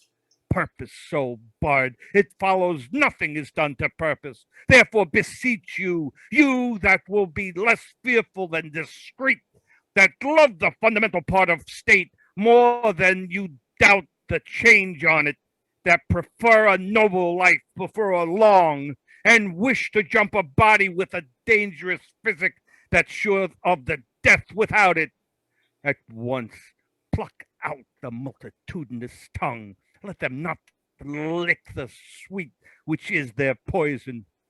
Your dishonor mangles true judgment and bereaves the state of that integrity which should become it. Not having the power to do good, it would for the ill which doth control it. Has said enough. Spoken like a traitor, and shall answer as traitors do. Thou wretch, despite overwhelm thee. What should the people do with these bold tribunes, on whom depending their obedience fails to the greater bench, in a rebellion, when what's not meet but what must be was law? Then were they chosen in a better hour. Let what is meet be said, it must be meet, and throw their power in the dust! This is a consul? No. The aediles, ho! Let him be apprehended. Go, call the people, in whose name myself attach thee as a traitorous innovator, a foe to the public weal. Obey, I charge thee, and follow to thine answer. Hence, old goat! Patience, sir. Hands off. Hence, rotten thing, or I shall shake thy bones out of thy garments! Help, you citizens! On both sides, more respect. Here's he that would take from you all your power. Seize him, aediles. Sicinius, Brutus, Coriolanus, citizens, peace, peace, peace, stay, hold, peace. about to be? I am out of breath. Confusion's near. I cannot speak. You, tribunes, to the people, Coriolanus, patience. Speak, good Sicinius. Hear me, people. Peace. You are at point to lose your liberties. Martius would have all from you. Martius, whom late you have named for consul. Fie. This is the way to kindle, not to quench, to unbuild the city and to lay all flat. What is the city but the people? By the consent of all, we were established the people's magistrates. That is the way to lay the city flat, to bring the roof to the foundation and bury all which yet distinctly ranges in heaps and piles of ruin. This deserves death. Or let us stand to our authority, or let us lose it. We do here pronounce upon the party of the people, in whose power we were elected theirs, Martius is worthy of present death. Therefore, lay hold of him, bear him to the rock Tapian, and from thence into destruction cast him. Adile, seize him. Hear me one word. Beseech you, tribunes, hear me but a word. Be that you seem truly your country's friend, and temperately proceed to what you would thus violently redress. Sir, those cold ways that seem like prudent helps are very poisonous where the disease is violent. Lay hands upon him and bear him to the rock. Coriolanus draws his sword. No, I'll die here. There's some among you have beheld me fighting. Come, try upon yourselves what you have seen me. Down with that sword! Tribunes, withdraw a while. Lay hands upon him. Help, Martius, help! You that be noble, help him, young and old! Down with him! Down with him! In this mutiny, the tribunes, the aediles, and the people are beat in. Cominius, Meninius, and Coriolanus remain. Go, get you to your house. Be gone away, all will be naught else. Stand fast. We have as many friends as enemies. Shall it be put to that? The gods forbid. Thy prithee, noble friend, home to thy house. Leave us to cure this cause. For 'tis a sore upon us, you cannot tent yourself. Be gone, beseech you. I would they were barbarians as they are, though in Rome littered, not Romans as they are not, though calved in the porch of the Capitol. Be gone, put not your worthy rage into your tongue. One time will owe another. On fair ground I could beat 40 of them. I could myself take up a brace of the best of them, yea, the 2 tribunes. But now 'tis odds beyond arithmetic. Oh, sorry. And manhood is called foolery when it stands against a falling fabric. Will you hence, before the tag returns, whose rage doth rend like interrupted waters, and are bare what they are used to bear? Pray you, be gone. I'll try whether my old wit be in request with those that have but little.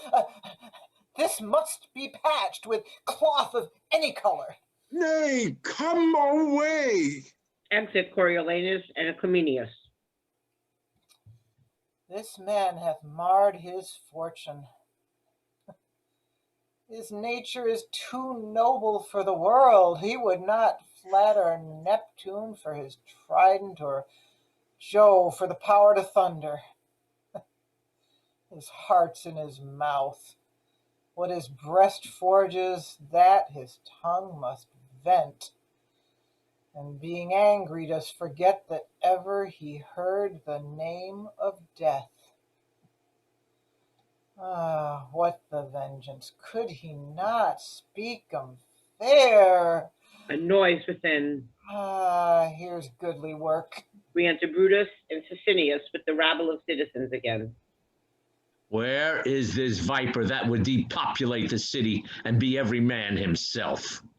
You worthy tribunes, He shall be thrown down the Tapian rock with rigorous hands. He hath resisted law, and therefore law shall scorn him. Further trial than the severity of the public power, which he so sets at naught. He shall well know the noble tribunes are the people's mouths, and they are hands. sir, Peace! do not cry havoc where you should but hunt with modest warrant.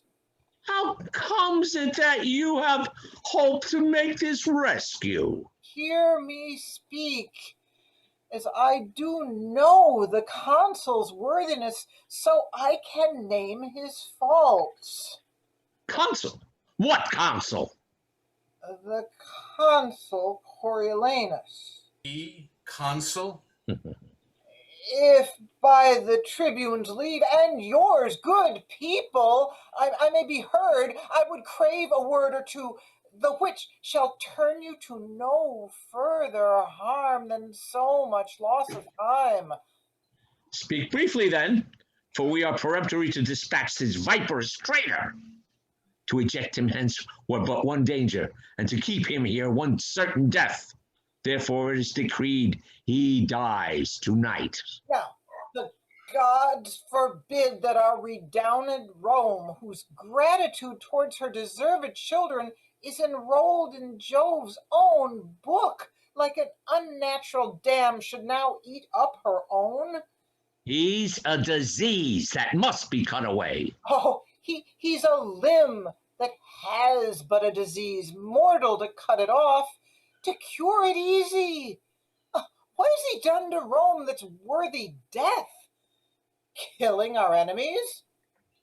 The blood he hath lost, which I dare vouch is more than that he hath by many an ounce, he dropped it for his country. And what is left to lose it by his country were to us all that do it and suffer it a brand to the end of the world. The foot, being once gangrened, is not then respected for what before it was. We'll hear no more. Pursue him to his house and pluck him thence, lest his infection, being of catching nature, spread further. One word more, one word. This tiger-footed rage, when it shall find the harm of unscanned swiftness, will too late tie leaden pounds to his heels. Proceed by process, lest parties, as he is beloved, break out and sack great Rome with Romans. What do you talk? Have we not had a taste of his obedience? Our aedile smote, ourselves resistant? Come. Consider this. He has been bred in the wars since he could draw a sword and is ill-schooled in bolted language. Meal and bran together he throws without distinction. Give me leave, I'll go to him and undertake to bring him where he shall answer by a lawful form, in peace to his utmost peril. Noble tribunes, it is the humane way. The other course will prove too bloody, and the end of it unknown to the beginning. Noble Menenius, be you then as the people's officer. Masters, lay down your weapons. Meet on the marketplace, we'll attend you there, where if you bring not Martius, we'll proceed in our first way. I'll bring him to you. He must come, or what is worst will follow. Exeunt. Scene 2, a room in Coriolanus' house. Enter Coriolanus. Let them pull all about mine ears, present me death on the wheel or at wild horses' heels, or pile 10 hills on that Tarpeian rock, that the precipitation might down stretch below the beam of sight. Yet will I still be thus to them, and be the nobler. I muse my mother does not approve me further, who was wont to call them woolen vassals, things created to buy and sell with groats, to show bare heads in congregations, to yawn, be still, and wonder when one but of my ordinance stood up to speak of peace or war. Enter Volumnia. I talk of you. Why did you wish me be milder? Would you have me false to my nature? Rather say I play the man I am. Oh, sir, sir! I would have had you put your power well on before you had worn it out. Oh, let go. You might have been enough the man you are, with striving less to be so. Lesser had been the thwartings of your dispositions if you had not showed them how you were disposed ere they lacked the power to cross you. Ah, let them hang. Enter Menenius. Come, you have been too rough, something too rough. You must return and mend it. There's no remedy unless by not so doing our good city cleave in the midst and perish. Pray be counseled. I have a heart as little apt as yours, but yet a brain that leads my use of anger to better vantage. What must I do? Return to the tribunes. Well, what then? What then? Repent what you have spoke. For them? I cannot do it to the gods. Must I then do it to them? You are too absolute. Honor and policy, like unsevered friends, in the war do grow together. Grant that, and tell me in peace what each of them by the other lose that they combine not there.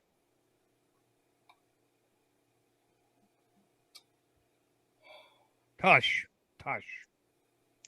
If it be honor in your wars to seem the same as you are not, which for your best ends you adopt your policy, how is it less or worse that it shall hold companionship in peace with honor as in war, since that to both it stands in like a request? Why force you this? Because that now it lies on you to speak to the people, not by your own instruction, nor by the manner which your heart prompts you, but with such words that are but rooted in your tongue, though bastards and syllables of no allowance to your bosom's truth.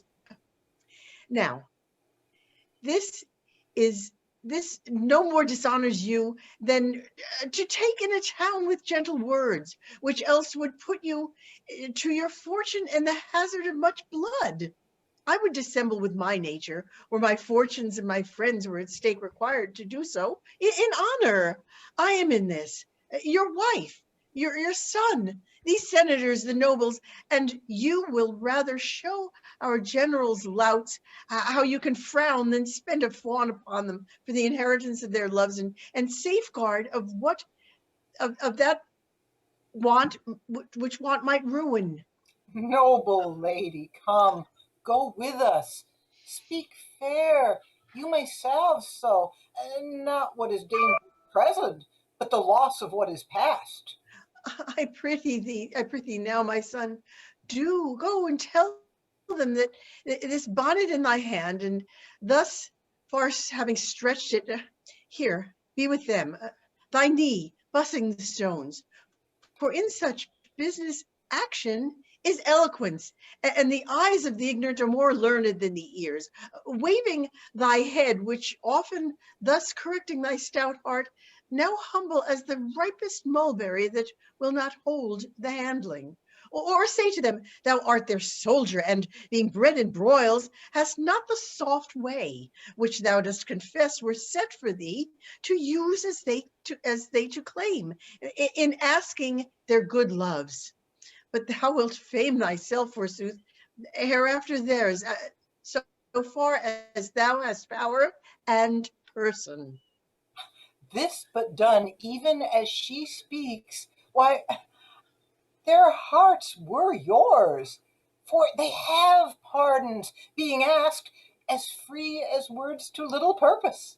Prithee now go and be ruled, although I know thou hast rather follow thine enemy in a fiery gulf than flatter him in a bower. Enter Cominius. Here is Cominius.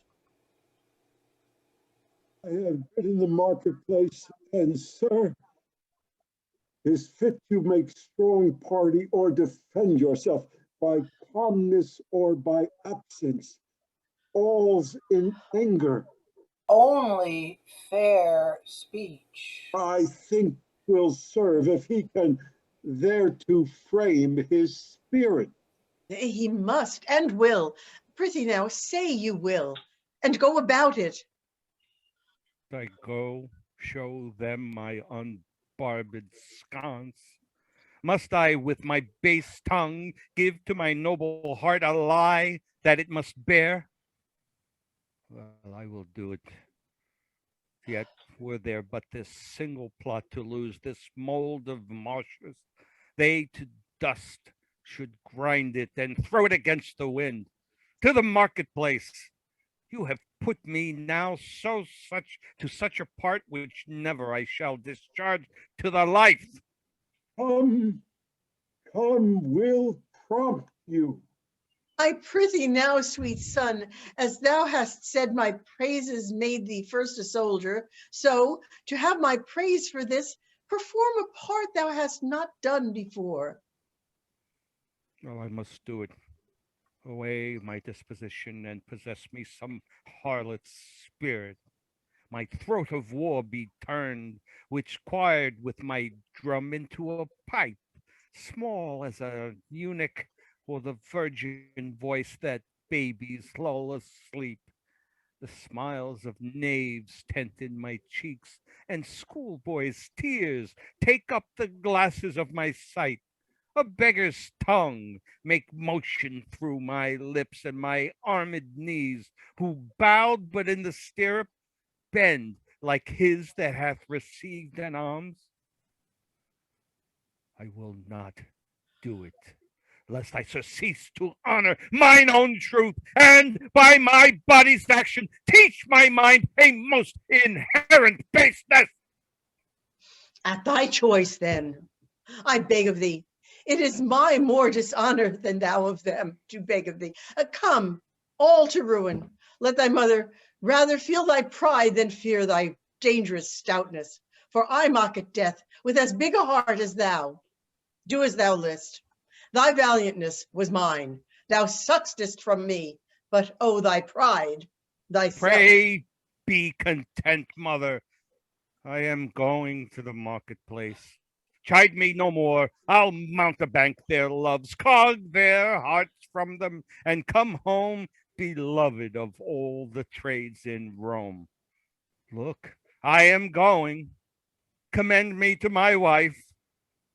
I'll return consul, or never trust to what my tongue can do in the way of flattery further. Do your will. Exit Volumnia. Wait. The tribunes do attend you. Arm yourself to answer mildly, for they are prepared with accusations, as I hear, more strong than are upon you yet. Word is mildly. Pray you, let us go. Let them accuse me by invention. I will answer in mine honor. Aye, but mildly. Well, mildly be it then. Mildly. Exeunt. Scene 3 the same, the Forum. Enter Sicinius and Brutus. In this point, charge him home that he affects tyrannical power. If he evade us there, enforce him with his envy to the people, and that the spoils got on the Antiochs was never distributed. Enter Adil. What, will he come? He's coming How accompanied? with old Menenius and those senators that always favored him. Have you a catalog of all the voices that we have procured set down by the poll? I have. 'Tis ready. Assemble presently the people hither. And when they hear me say, it shall be so in the right and strength of the commons, be it either for death, for fine, or banishment, Then let them say, if I say fine, cry fine. If death, cry death, insisting on the old prerogative and power in the truth of the cause. I shall inform them. And when such time they have begun to cry, let them not cease, but with a din confused enforce the present execution of what we chance to sentence. Very well. Make them be strong and ready for this hint when we shall have to give it to them. Go about it. Exit the Aedile. Put him to a collar straight. He hath been used ever to conquer and to have his worth of contradiction. Being once chafed, he cannot be reined again to temperance. Then he speaks what's in his heart, and that is there which looks with us to break his neck. Enter Coriolanus, Menenius, and Cominius, all with other senators. Well, here he comes. Amelie, I do beseech you. I, as an hostler that for the poorest peace will bear the knave by the volume. The honored gods keep Rome in safety, and the chairs of justice supplied with worthy men. Plant love amongst. Throng our large temples with shows of peace, and not our streets with war. A noble wish. We enter Aedile with the plebeians. Draw near, you people. Listen to your tribunes. Audience, peace, I say. First, hear me speak. Shall I be charged no further than this present? Must all determine here. I do demand, if you submit you to the people's voices, allow their officers, and are content to suffer lawful censure for such faults as shall be proved upon you. I am content. Oh, citizens, he says he is content. The warlike service he has done, consider. Think upon the wounds his body bears, which show like graves in the whole churchyard. Consider further that when he speaks not like a citizen, you find him like a soldier. Do not take his rougher accents for malicious sounds, but as I say, such as become a soldier rather than envy you. What is the matter? That, being passed for consul with full voice, I am so dishonored that the very hour you take it off again. Answer to us. Say then, 'tis true, I ought so.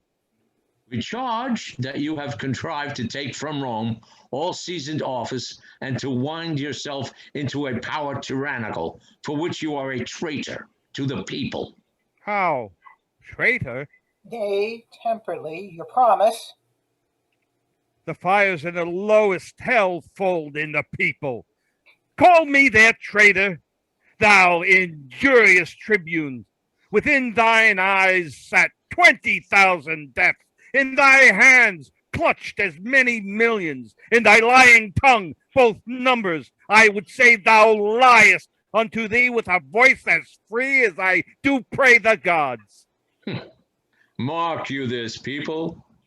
We need not put new matter to his charge. What you have seen him do and hear him speak, berating your officers, cursing yourselves, opposing laws and strokes, and here defying those whose great power must strive him. Even this, so criminal and such capital kind, deserves the extremest death. But since he hath served well for Rome... What do you prate of service? I talk of that know it. You? Is this the promise that you made your mother? No, I pray you. I'll know no further. Let them pronounce the steep Tarpeian death, vagabond exile, fling, pent to linger, but with a grain a day. I would not buy their mercy at the price of one fair word, nor check my courage for what they can give to have with saying good morrow. Well, that he has as much as in him lies from time to time envied against the people, seeking means to pluck away their power. as now at last given hostile strokes, and that not in the presence of dreaded justice, but on the ministers that distributed it, in the name of the people and in the power of us the tribunes. We, even from this instant, banish him, our city, in peril of precipitation, from off the rock Tarpeian, nevermore to enter our Rome gates. In the people's name, I say it shall be so. Yay! Let him away. He's banished, and it shall be so. Hey, hear me, my masters and my common friends. He's sentenced. No more hearing. Let me speak. I have been counsel and can show for Rome her enemies' marks upon me. I do love my country's good with a respect more tender, more holy and profound than mine own life. My dear wife's estimate, her wombs increase and treasure of my lawns, than if I would speak that. We know your drift. Speak what? There's no more to be said, but he is banished as enemy to the people and his country. It shall be so. Yay!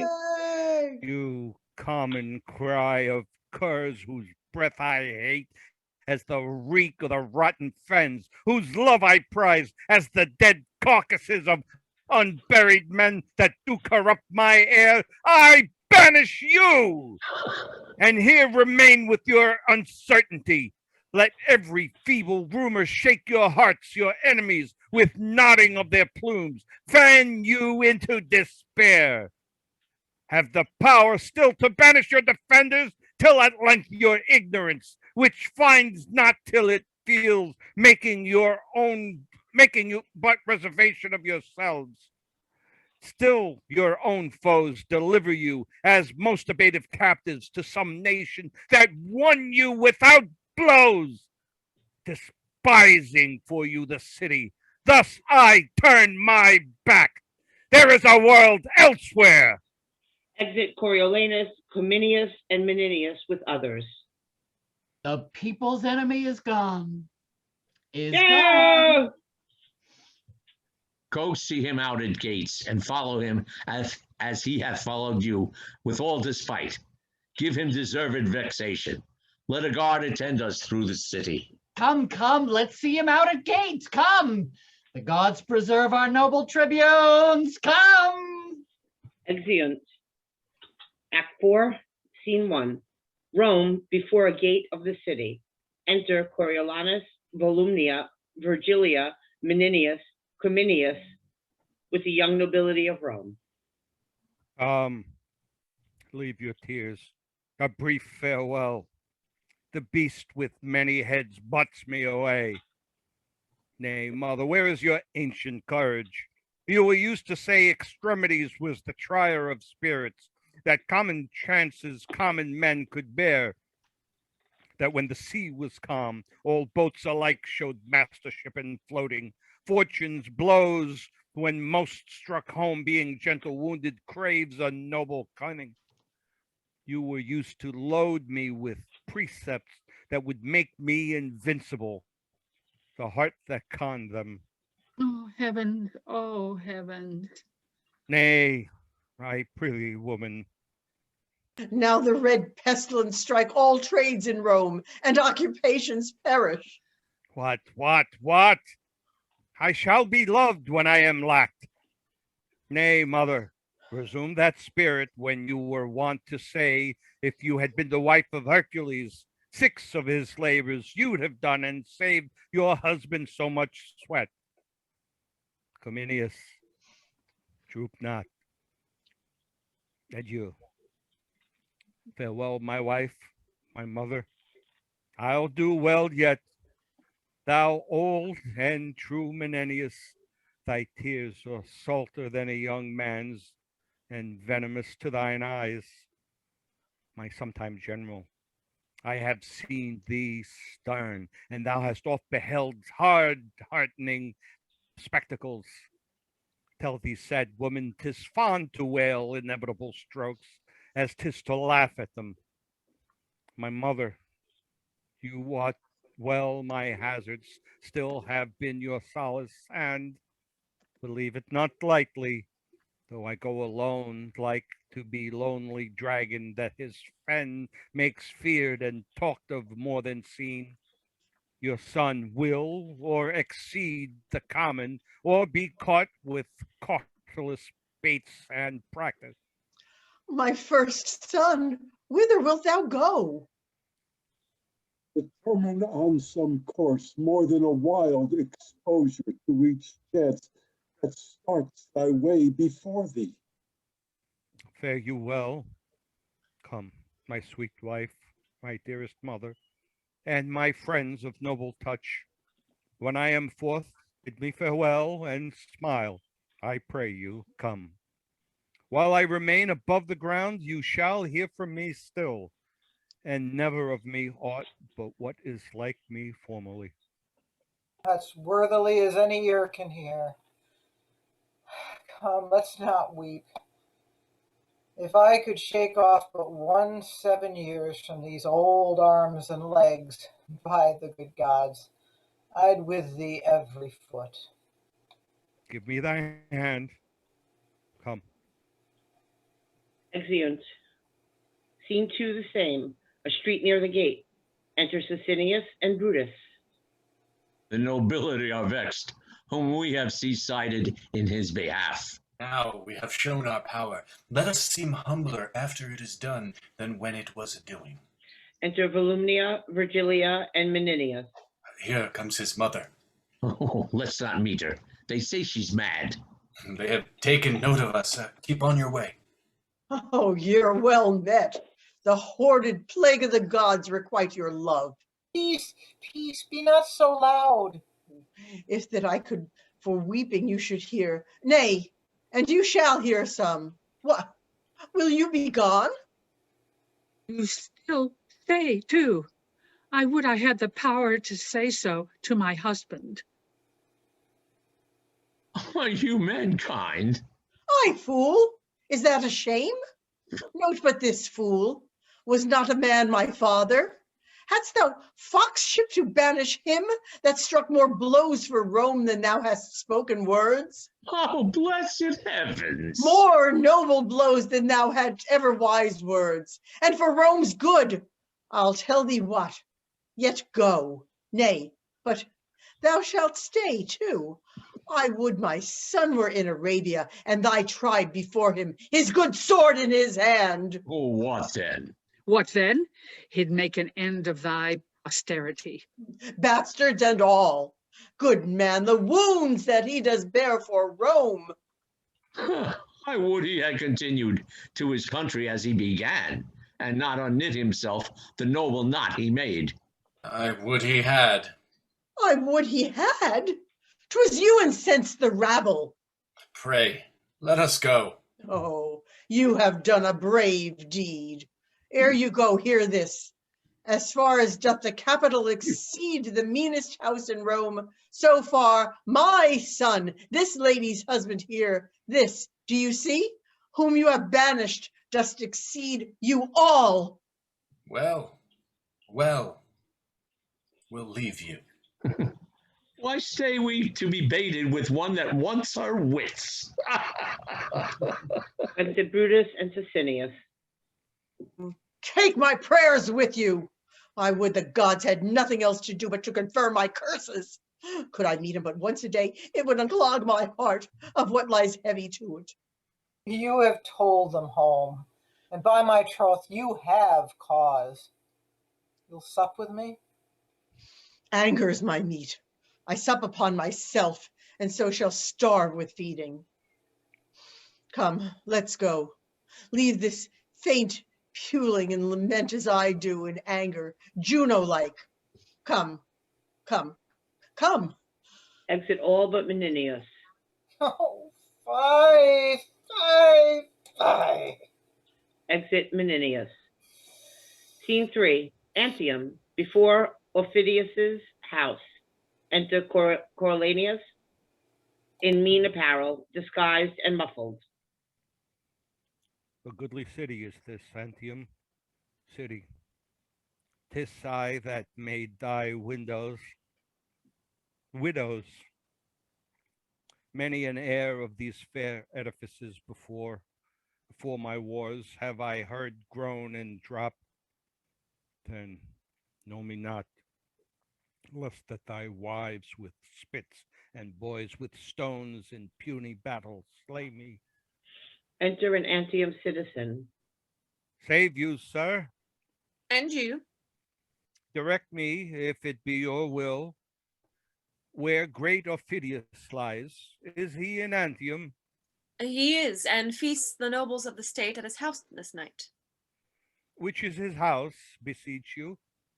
This here before you. Thank you, sir. Farewell. Oh, world, thy slippery turns. Friends now fast sworn, whose double bosom seems to wear one heart, whose hours, whose bed, whose meal and exercise are still together, whose twin, as 'twere, in love inseparable, shall within this hour on a dissension of a droit break on to bitterest enmity. So fellest foes, whose passions and whose plots have broke their sleep, to take the one the other by some chance, and trick not worth an egg, shall grow dear friends and interjoin their issues. So with me, my birthplace hate I, and my love's upon this enemy town. I'll enter. If he slay me, he does fair justice. If he gives me way, I'll do his country service. Exit Coriolanus into the house. Scene 4, Antium, a hall in Ophidius's house. Music plays. Enter Coriolanus. A goodly house. The feast smells well, but I appear not like a guest. Whence are you, sir? Has the porter his eyes in his head that he gives entrance to such companions? Pray, get you out. Away. Away? Get you away. Ha, now thou art troublesome. Are you so brave? I'll have you talked with anon. Enter second serving man, meeting the first serving man. What fellow is this? A strange one as ever I looked on. I cannot get him out of the house. What have you to do here, fellow? Pray you avoid the house. Let me but stand. I will not hurt your hearth. What are you? A gentleman. Oh, A marvelous poor one. True, so I am. pray you, poor gentleman, take up some other station. Here's no place for you. Pray you, avoid, come. Follow your function, go, and batten on cold bits. He pushes the first serving man away from him. What? You will not? Pray thee, tell my master what a strange guest he has here. And I shall. Where dwellest thou? Under the canopy. Under the canopy? I, Where's that? in the city of kites and crows. Oh.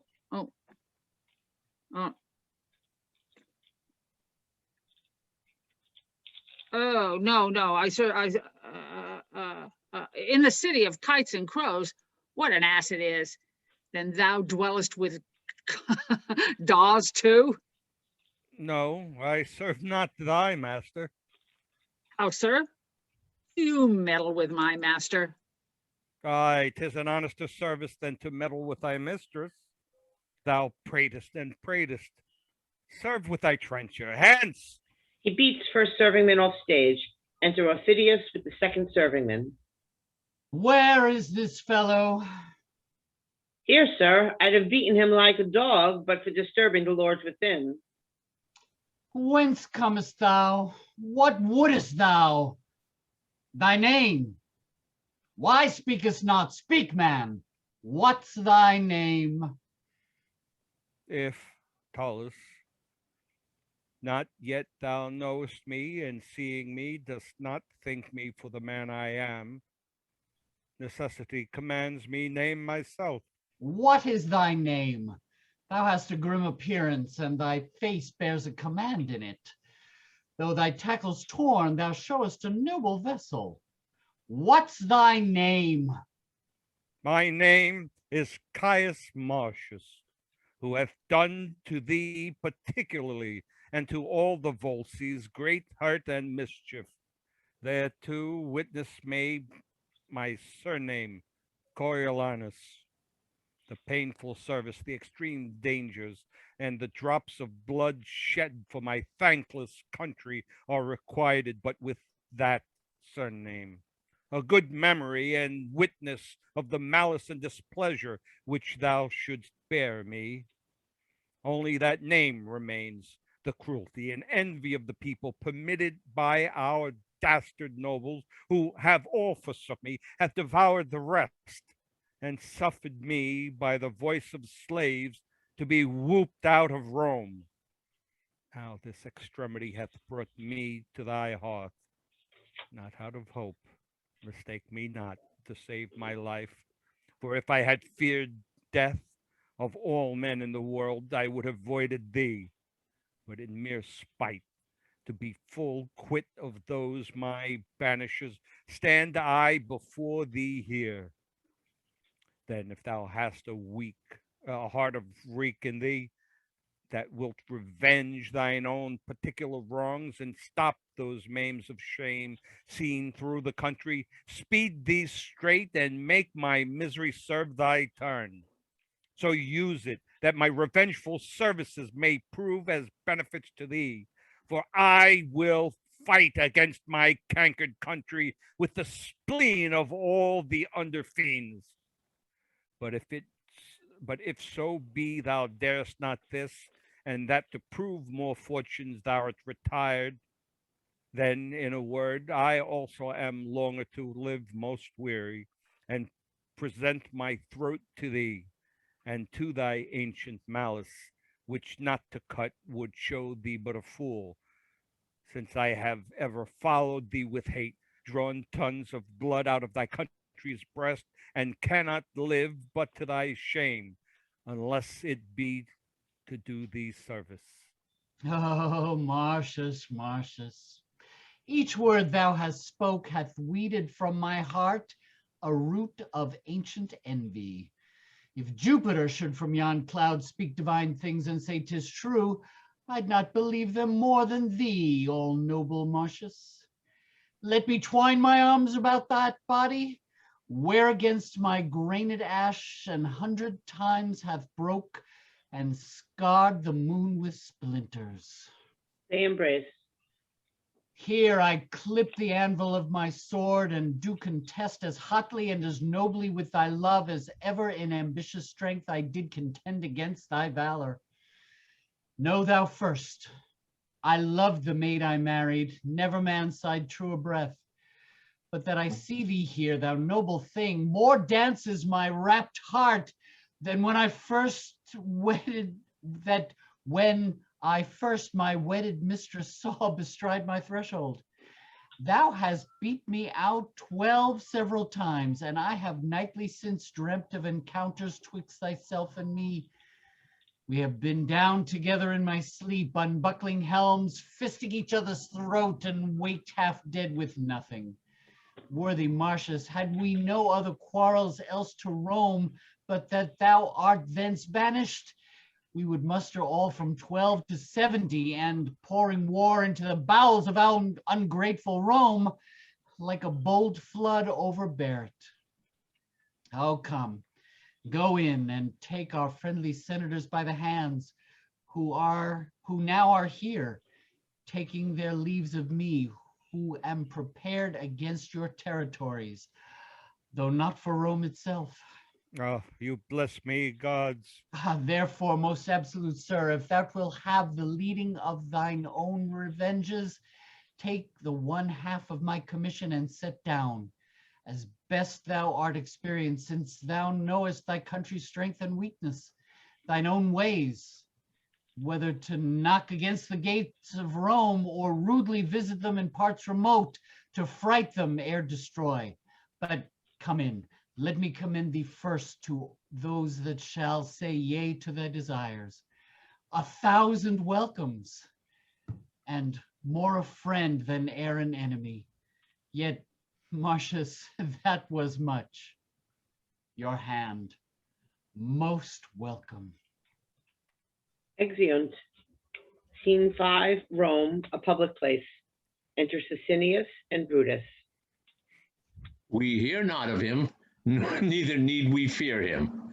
His remedies are tame, the present peace and quietness of the people, which before were in wild fury. Hurry.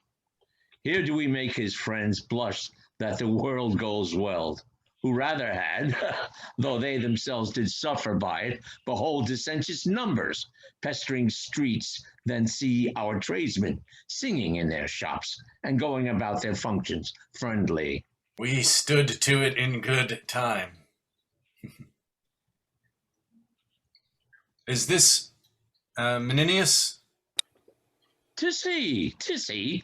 Oh, he has grown most kind of late. Hail, sir. Hail to you both. Your Coriolanus is not much missed, but with his friends, the Commonwealth doth stand, and so would do were he more angry at it. All's well. It might have been much better if he could have temporized. Where is he? Hear you? Nay, I hear nothing. His mother and his wife hear nothing from him. Good evening, our neighbors. Good evening to you all. Good evening to you all. Ourselves, our wives and children, on our knees are bound to pray for you both. Live and thrive. Farewell, kind neighbors. We wished Coriolanus had loved you as we did. Now the gods keep you. Farewell. Farewell. This is a happier and more comely time than when these fellows ran about the streets crying confusion. Caius Marcius was a worthy officer in the war, but insolent, overcome with pride, ambitious, past all thinking, self-loving. And affecting one sole throne without assistance. I think not so. We should by this to all our lamentation, if he had gone forth consul, found it so.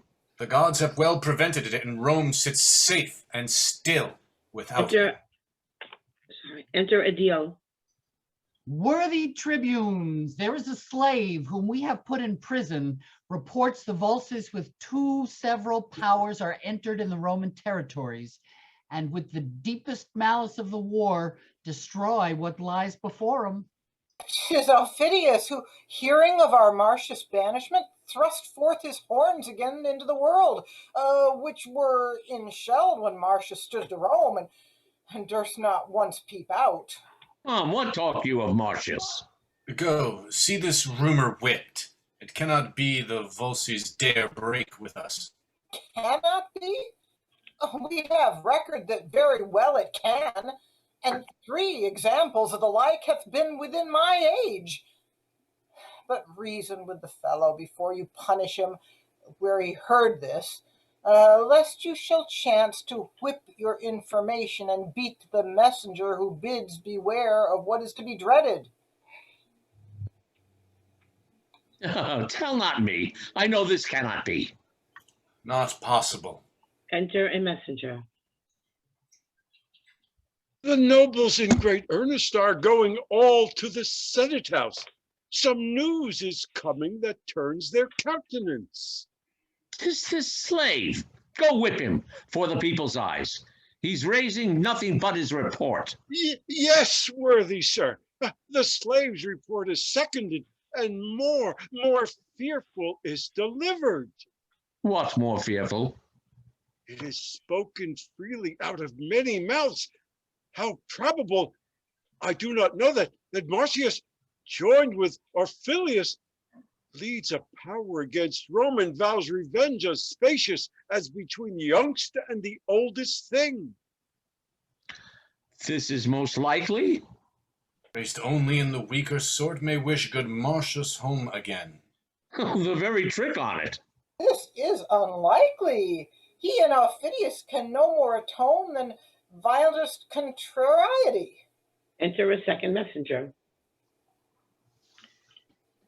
You are sent for to the Senate, a fearful army led by Caius Marcius, associated with Aufidius, rages upon our territories and have already o'erbanned their way, consumed with fire, and took what lay before them.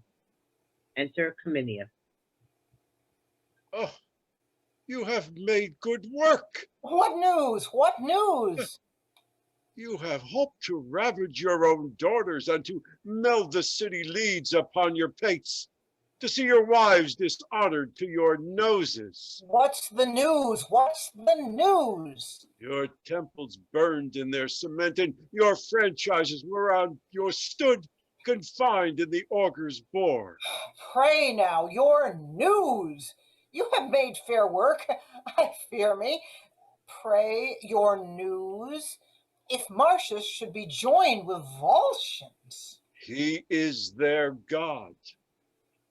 He leads them like a thing made by some other deity than nature, that shapes man better, and they follow him against us brats with no less confidence than boys pursuing summer butterflies or butchers killing flies. You have made good work, you and your apron men, you that stood so much upon the voice of occupation and the breath of garlic eaters. He'll shake your Rome about your ears. As Hercules did shake down mellow fruit, you have made fair work. But is this true, sir? Aye, and you'll look pale before you find it other. All the regions do smiling revolt, and who resists are mocked for valid ignorance and perished constant fools. Who is it can blame him? Your enemies and his fine something in him. We are all undone, unless the noble man have mercy. Who shall ask it? The tribunes cannot do it, for shame. The people deserve such pity of him as the wolf does of the shepherds.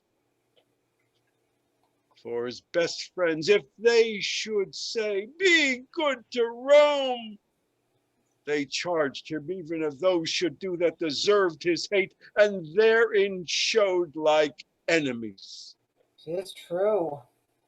If he were putting to my house the brand that should consume it, I have not the face to say, beseech you, cease. You have made fair hands, you and your crafts. You have crafted fair. You have brought a trembling upon Rome such as was never capable of help. Say we not brought it. How? Wast we?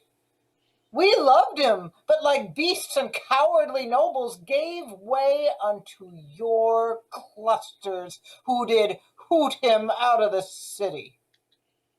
But I fear they'll roar him in again. Tullus offered us the same name of men, obeys his points as if he were his officer. Desperation is all the policy, strength and defense that Rome can make against them. We enter first, second, and third citizen. Here come the clusters. And is Aufidius with them? You are they that made the air unwholesome when you cast your stinking, greasy caps in hooting at Coriolanus' exile.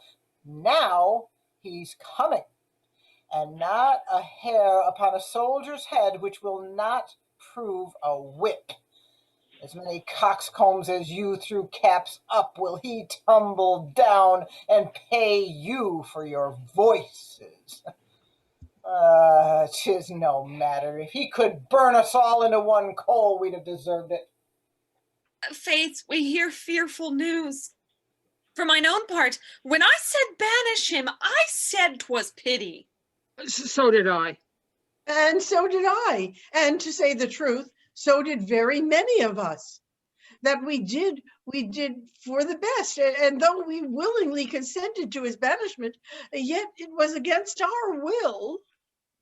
Your goodly things, you voices. You have made good work, you and your cry. Shouts to the capital. Ah, what else?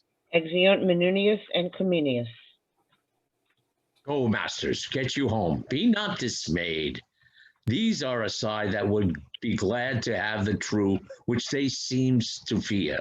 Go home and show no sign of fear. The gods be good to us. Come, masters, let's home. I ever said we were in the wrong when we banished him. So did we all, but come, let's home. Exit citizens. Not like this news. Nor I. Let's to the capital. Would half my wealth would buy this for a lie. Pray, let's go. Exeunt. Scene 6. A camp at a small distance from Rome. Enter Orphidius with his lieutenant. Do they still fly to the Roman? I do not know which witchcraft's in him, but your soldiers use him as the grace for meat.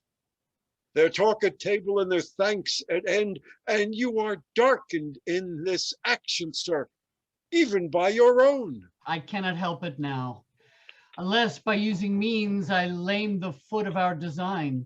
He bears himself more proudlier even to my person than I thought he would when I first did embrace him.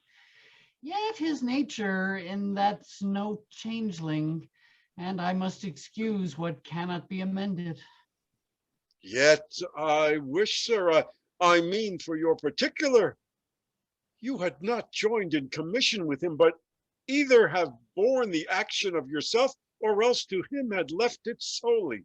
I understand thee well, and be thou sure when he shall come to his account, he knows not what I can urge against him, although it seems, and so he thinks, and is no less apparent to the vulgar eye, that he bears all things fairly and shows good husbandry for the Volscian state, fights dragon-like, and does achieve as soon as draw his sword. Yet he hath left undone that which shall break his neck or hazard mine whene'er we come to our account. Sir, I beseech you, think you he'll carry Rome? All places yields to him ere he sits down, and the nobility of Rome are his. The senators and patricians love him too. The tribunes are no soldiers, and their people will be as rash in the repeal as hasty to expel him thence. I think he'll be to Rome as is the osprey to the fish, who takes it by sovereignty of nature. First, he was a noble servant to them, but he could not carry his honors even.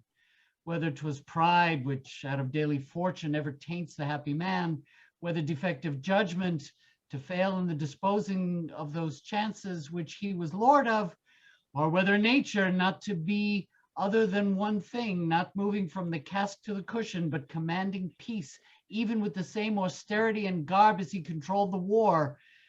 But one of these, as he hath spices of them all, not all, for I dare so far free him, made him feared, so hated and so banished.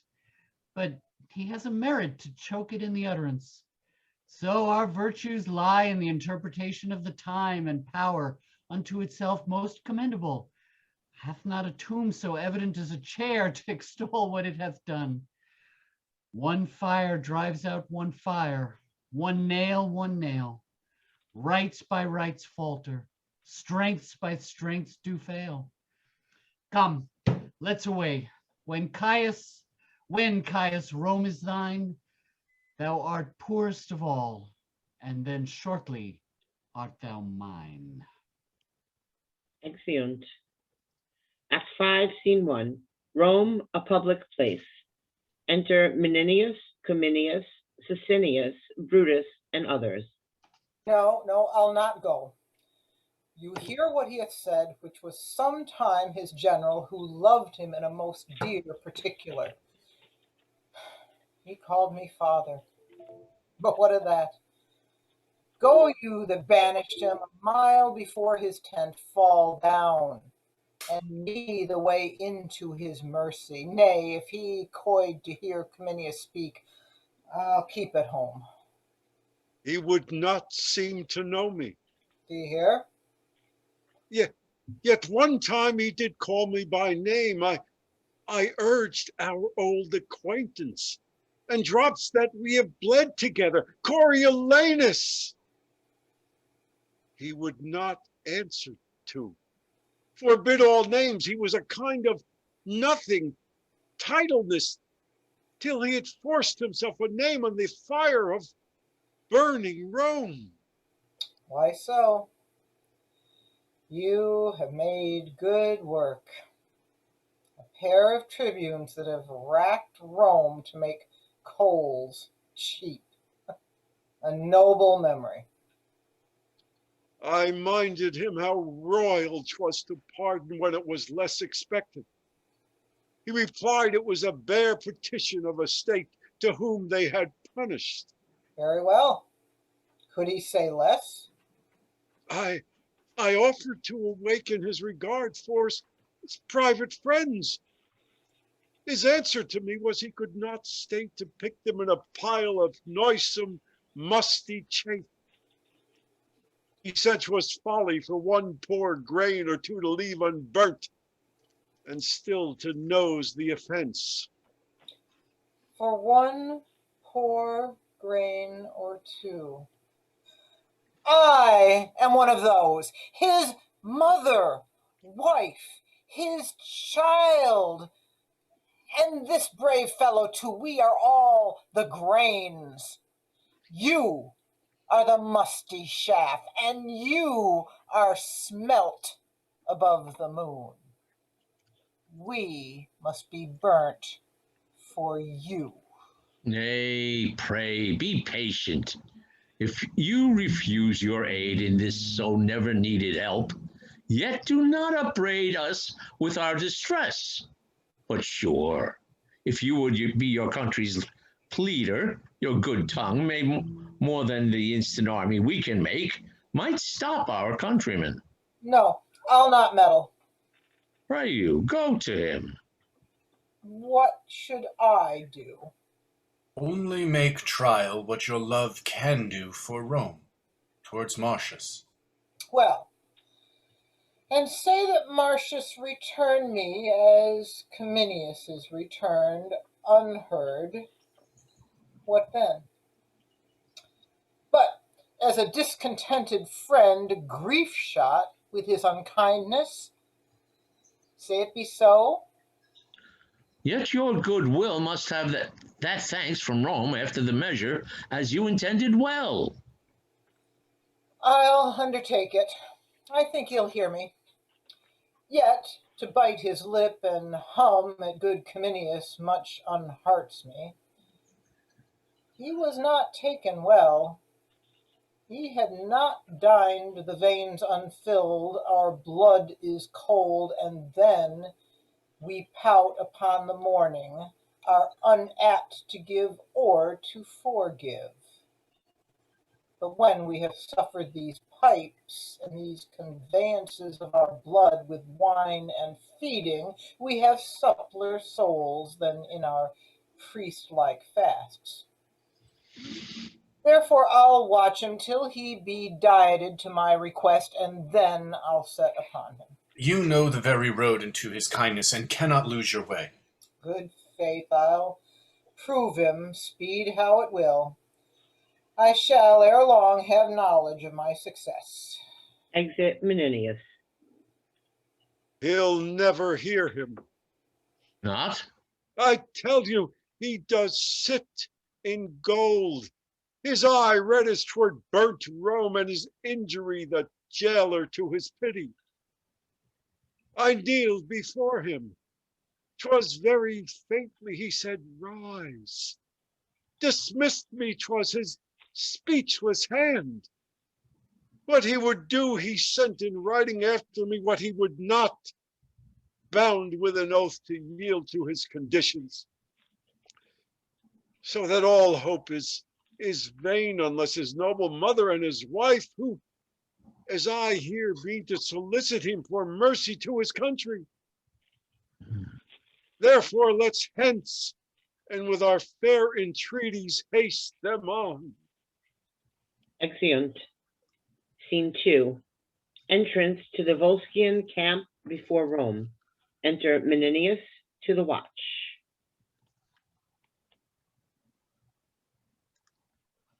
Say, whence are you? I am an officer of state and come to speak with Coriolanus. From whence? From Rome. You'll see your Rome embraced with fire before you'll speak with Coriolanus. Good my friend, if you have heard your general talk of Rome and of his friends there, it is lots to blanks my name hath touched your ears. It is Menenius. Be it so. Go back. The virtue of your name is not here passable. I tell thee, fellow, thy general is my lover. I have beaten the book of his good acts, whence men have read his fame unparalleled, happily amplified. For I have ever verified, my friends, of whom he is chief, with all the sighs that verity would without lapsing suffer. Nay, sometimes, like to a bowl upon a subtle ground, I have tumbled past the throw, and in his praise have almost stamped the leasing. Therefore, fellow, I must have leave to pass. You are a Roman, are you? I am, as thy general is. Then you should hate Rome as he does. Can you, when you have pushed out your gates, the very defender of them, and in a violent popular ignorance given your enemy your shield, think to front his revenges with the easy groans of old women, the virginal palms of your daughters, or with the palsied intercession of such a decayed dauphin as you seem to be? Can you think to blow out the intended fire your city is ready to flame in with such weak breath as this? Ah! No, you are deceived. Therefore, back to Rome and prepare for your execution. You are condemned. Our general has sworn you out of reprieve and pardon. Sir, if thy captain knew I were here, he would use me with estimation. Come, my captain knows you not. I mean thy general. My general cares not for you. Back, I say. Go, lest I forth your half pint of blood. Back! That's the utmost of your having. Back! Nay, but fellow. Enter Coriolanus with Ophidius. What's the matter? Now, your companion, I'll say an errand for you. You shall know now that I am in estimation. You shall perceive that a Jack Gardent cannot office me from my son Coriolanus. Yes, but by my entertainment with him, if thou standst not in the state of hanging, or of some death more long in spectatorship and crueler in suffering, behold now, presently, and swoon for what's to come upon thee. The glorious gods sit in hourly synod about thy particular prosperity, and love thee no worse than thy old father Menenius does. Oh, my son, thou art preparing fire for us. Look thee, here's water to quench it. I was hardly moved to come to thee, but being assured none but myself could move thee, I have been blown out of your gates with sighs, and conjure thee to pardon Rome and thy petitionary countrymen. The good gods assuage thy wrath, and turn the dregs of it upon this varlet here, this who, like a block, hath denied my access to thee. Away. How? Away? Wife, mother, child, I know not. My affairs are servanted to others. Though I owe my revenge properly, my remission lies in Volscian breasts. That we have been familiar, in great forgetfulness shall poison rather than pity the note. How much? Therefore, be gone. Mine ears against your suits are stronger than your gates against my force. Yet, for I love thee, take this along. I writ it for thy sake, He gives Menenius a paper. and would have it sent. Another word, Menenius, I will not hear thee speak. This man, Aufidius, was my beloved in Rome, yet thou beholdst.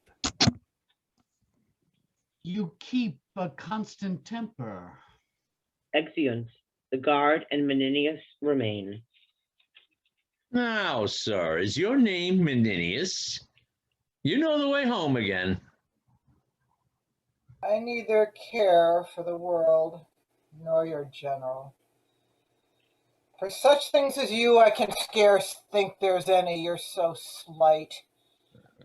He that hath a will to die by himself fears it not from another. Let your general do his worst. For you be that you are long, and your misery increase with your age.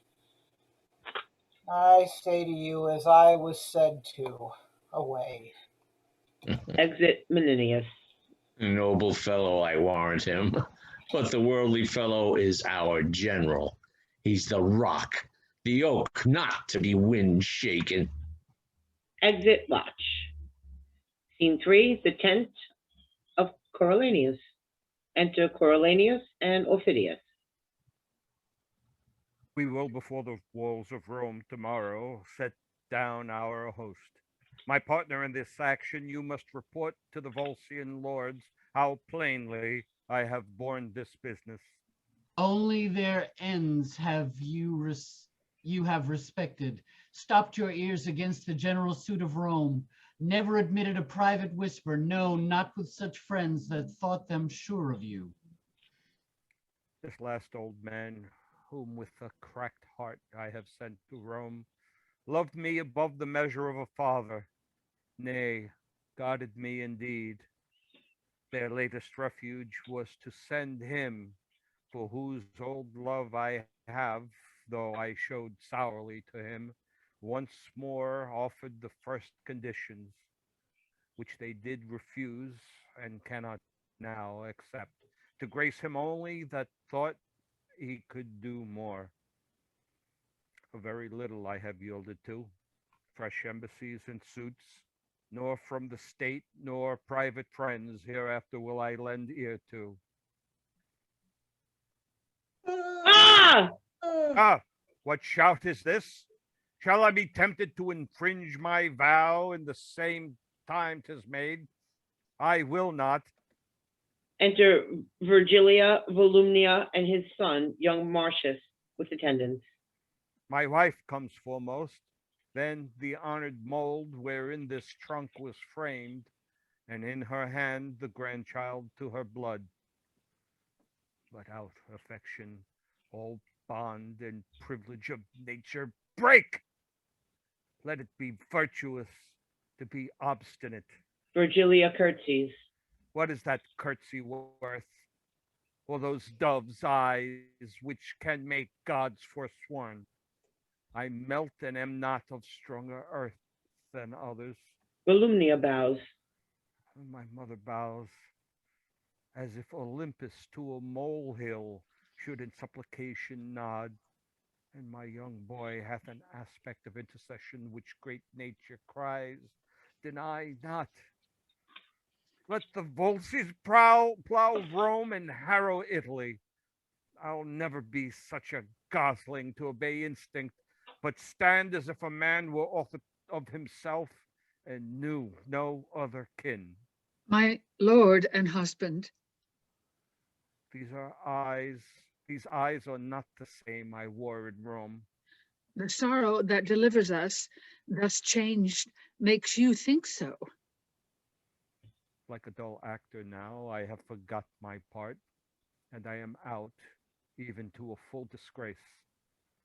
Best of my flesh, forgive my tyranny, but do not say for that, forgive our Romans. They kiss. Oh, a kiss long as my exile, sweet as my revenge.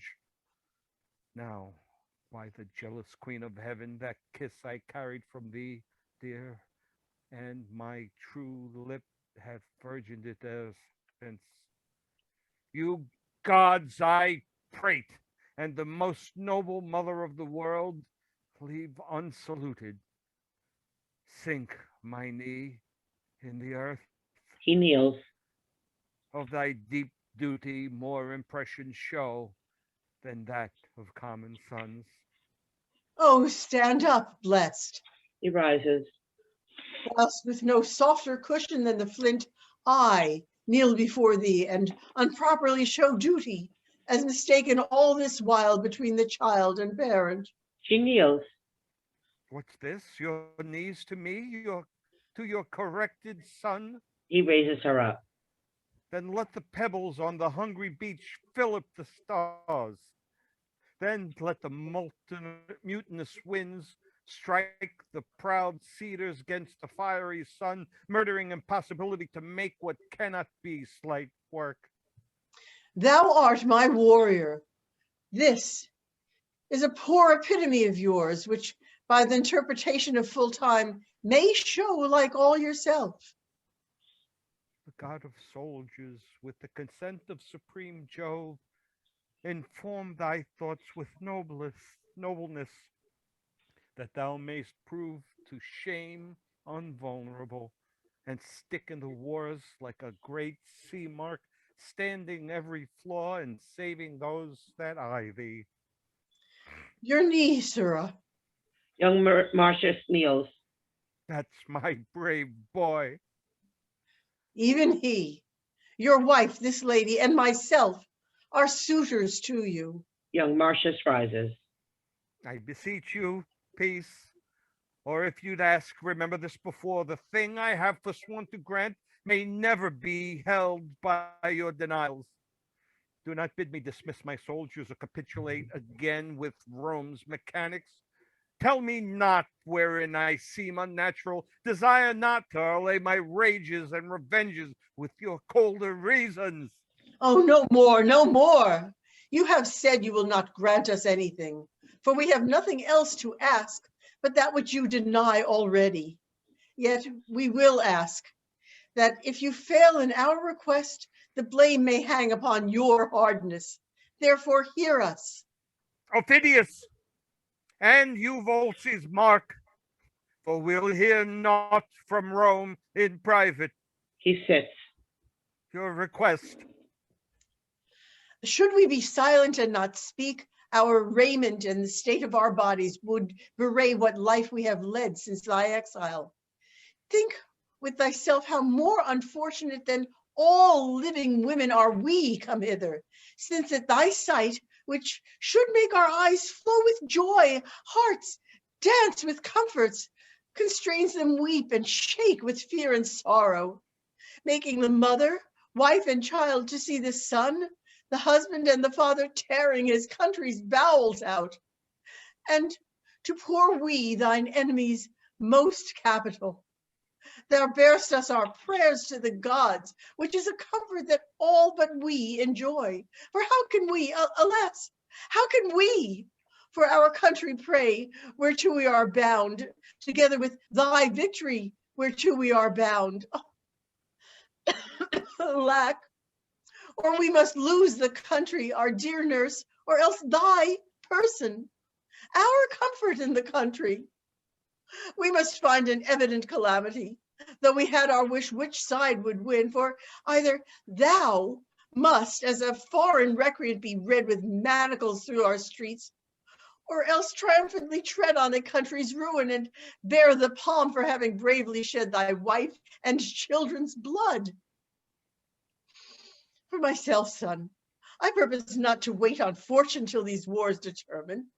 If I cannot persuade thee rather to show a noble grace to both parts than seek the end to one, thou shalt no sooner march to assault thy country than to tread, trust to it, thou shalt not, on thy mother's womb that brought thee to this world.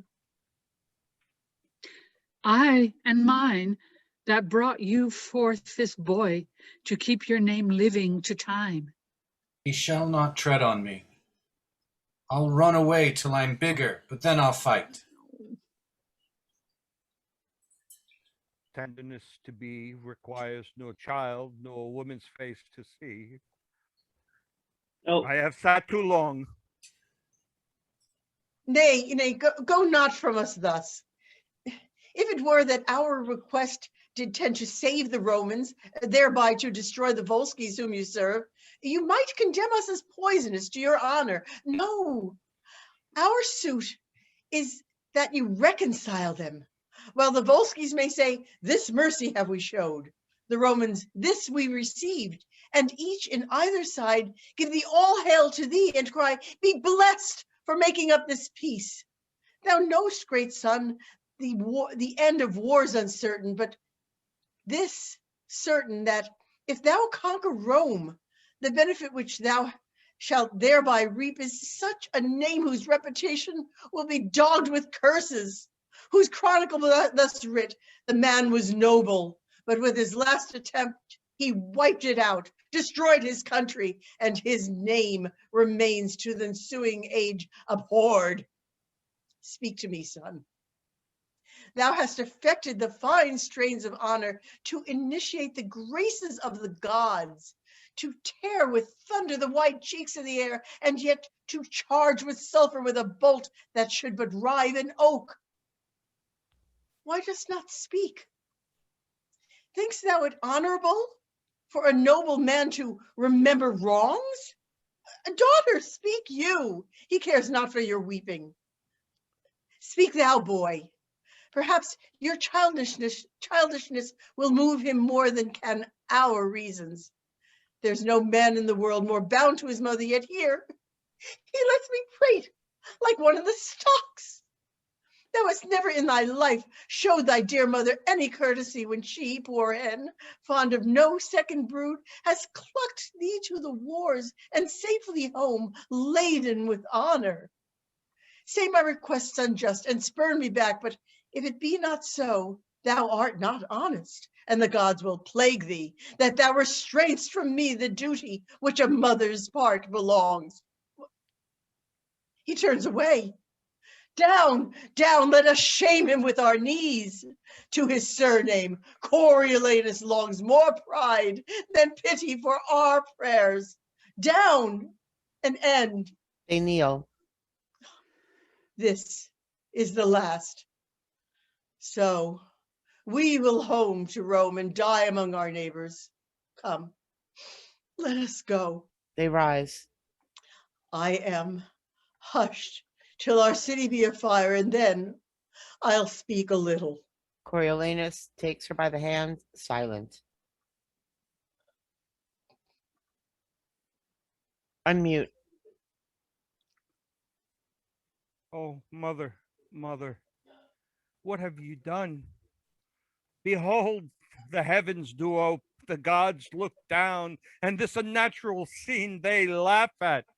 Oh, my mother, mother, oh, you have won a happy victory to Rome, but for your son, believe it, oh, believe it, most dangerously you have with him prevailed, if not most mortal to him.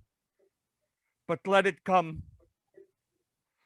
Aufidius, though I cannot make true wars, I'll frame convenient peace. Now, good Aufidius, were you in my stead, would you have heard a mother less, or granted less, Aufidius? I was moved withal. I dare be sworn you were. And, sir, it is no little thing to make mine eyes to sweat compassion. But, good sir, what peace you'll make, advise me. For my part, I'll not to Rome. I'll back with you, and pray you stand to me in this cause. Oh, mother, wife. He speaks with them aside. I am glad thou hast set thy mercy and thy honor at difference in thee. Out of that I'll work myself a former fortune. Aye, by and by, but we will drink together, and you shall bear a better witness back than words which we, on like conditions, will have countersealed. Come, enter with us, ladies. You deserve to have a temple built you. All the swords in Italy and her confederate arms could not have made this peace. Exeunt. Scene 4, Rome, a public place. Enter Menenius and Sicinius. If it be possible, there is some hope the ladies of Rome, especially his mother, may prevail with him. But I say there is no hope in it. Our throats are sentenced and stay upon execution. He loved his mother dearly. So did he me. And he no more remembers his mother now than an 8-year-old horse. The tartness of his face sours ripe grapes. When he walks, he moves like an engine, and the ground shrinks before his treading.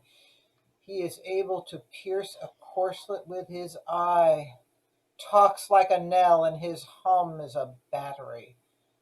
What he bids be done is finished with his bidding. He wants nothing but of a God to be eternity and a heaven to throne in. Yes, mercy if you report him truly. I paint him in the character. Mark what mercy his mother shall bring from him. There is no more mercy in him than there is milk in a male tiger. That shall our poor city find, and all this is long of you.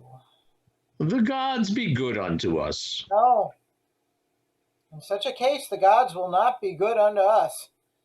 When we banished him, we respected not them, and he returning to break our necks, they respect not us. Enter a messenger. Sir, if you'd save your life, fly to your house. The plebeians have got your fellow tribune and hail him up and down, all swearing if the Roman ladies bring not comfort home, they'll give him death by inches. Enter second messenger. Good What's the news. news? It's good news, good news. And the ladies have prevailed. The Volscians are dislodged, and Marsh is gone. A merrier day did never yet greet Rome. No, not the expulsion of the Tarquins. Friend, art thou certain this is true? Is this most certain? As certain as I know the sun is fire. Oh, I hark you. Trumpets, hautboys, drums beat all together. The trumpets, sackbuts, psalteries, and fifes, tabors, and cymbals, and the shouting Romans make the sun dance. Hark you! Oh!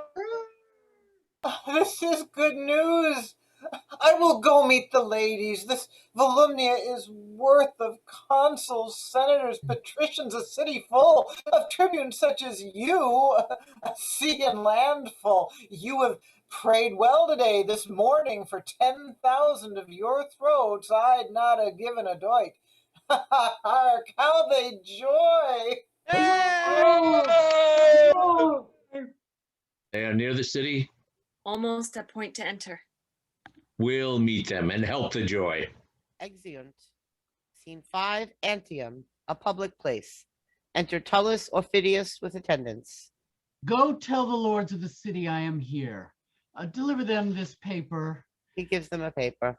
Having read it, bid them repair to the marketplace, where I, even in theirs and in the commons' ears, will vouch the truth of it.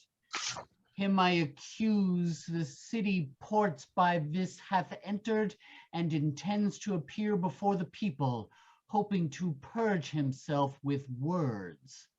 Dispatch! Exit attendants. Enter first, second, and third conspirator of Orphidius's faction. Most welcome. How is it with our general? Even so, as with a man by his own arms empoisoned, and with his charity slain. Most noble sir, if you do hold the same intent wherein you wished us parties, will deliver you of your great danger. Sir, I cannot tell. We must proceed as we do find the people. People will remain uncertain, whilst twixt you there's difference. But the fall of either makes the survivor heir of all. I know it, and my pretext to strike at him admits a good construction. I raised him, and I pawned mine honor for his truth, who, being so heightened, he watered his new plants with dews of flattery, seducing so my friends. And to this end, he bowed his nature, never known before to be rough, unswayable, and free. Sir, his stoutness when he did stand for consul, which he lost by lack of stooping. That I would have spoke of. Being banished for it, he came unto my hearth, presented to my knife his throat. I took him, made him joint servant with me, gave him way in all his own desires. Nay, let him choose out of my files his projects to accomplish, my best and freshest men.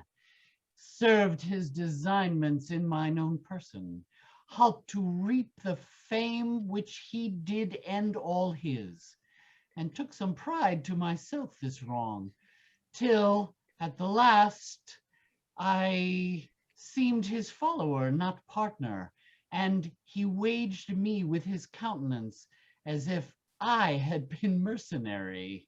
So he did, my lord. The army marveled at it, and in the last, when he had carried Rome, and that we looked for no less spoil than glory. Ah, there was it for which my sinews shall be stretched upon him. At a few drops of women's rheum, which are as cheap as lies, he sold the blood and labor of our great action. Therefore shall he die, and I'll renew me in his fall. Ah, but hark! Drums and trumpets sound. Great shouts of the people. Your native town you entered like a post, and had no welcomes home, but he returned, splitting the air with noise. And patient fools, whose children he hath slain, their base throats tear with giving him glory. Therefore, at your vantage, ere he express himself or move the people with what he would say, let him feel your sword, which we will second. When he lies along after your way, his tale pronounced shall bury his reasons with his body. Say no more. Enter the lords of the city. Here come the lords. You're almost welcome home. I have not deserved it. But, worthy lords, have you with heed perused what I have written you? We have, and grieve to hear it. What faults he made before the last, I think might have found easy fines, but there is to end where he was to begin, and give away the benefits of our levies, answering us with our own charge, making a treaty where there was a yielding. This admits no excuse. Enter Coriolanus, marching with drum and colors, the commoners being with him. He approaches. You shall hear him. Hail, lords. I am returned your soldier, no more infected with my country's love than when I parted hence, but still subsisting under your great command. You ought to know that prosperously I have attempted, and with bloody passage, led your wars even to the gates of Rome. Our spoils we have brought home doth more than counterpoise a full third part of the charges of the action. We have made peace with no less honor to the Antiochs than shame to the Romans. And we here deliver, subscribed by the consuls and patricians, together with the seal of the Senate, what we have compounded on. He offers the lords a paper. Read it not, noble lords, but tell the traitor in the highest degree he hath abused your powers. Traitor? How? How now? I, traitor Marcius. Marcius? I, Marcius, Caius Marcius. Dost thou think I'll grace thee with that robbery, thy stolen name Coriolanus in Coriolis? You lords and heads of the state, perfidiously he has betrayed your business and given up for certain drops of salt your city Rome. I say your city, to his wife and mother, breaking his oath and resolution like a twist of rotten silk, never admitting counsel of the war, but at his nurse's tears he whined and roared away your victory, that pages blushed at him and men of heart looked wondering at each other. Hearest thou, Mars? Name not the god, thou boy of tears. Ha! No more. Measureless liar, thou hast made my heart too great for what contains it. Boy! Oh, slave! Pardon me, lords, 'tis the first time that ever I was forced to scold. Your judgment, my grave lords, must give this cur the lie, and his own notion, who wears my stripes impressed upon him, that must bear my bearing to his grave, shall join to thrust the lie unto him.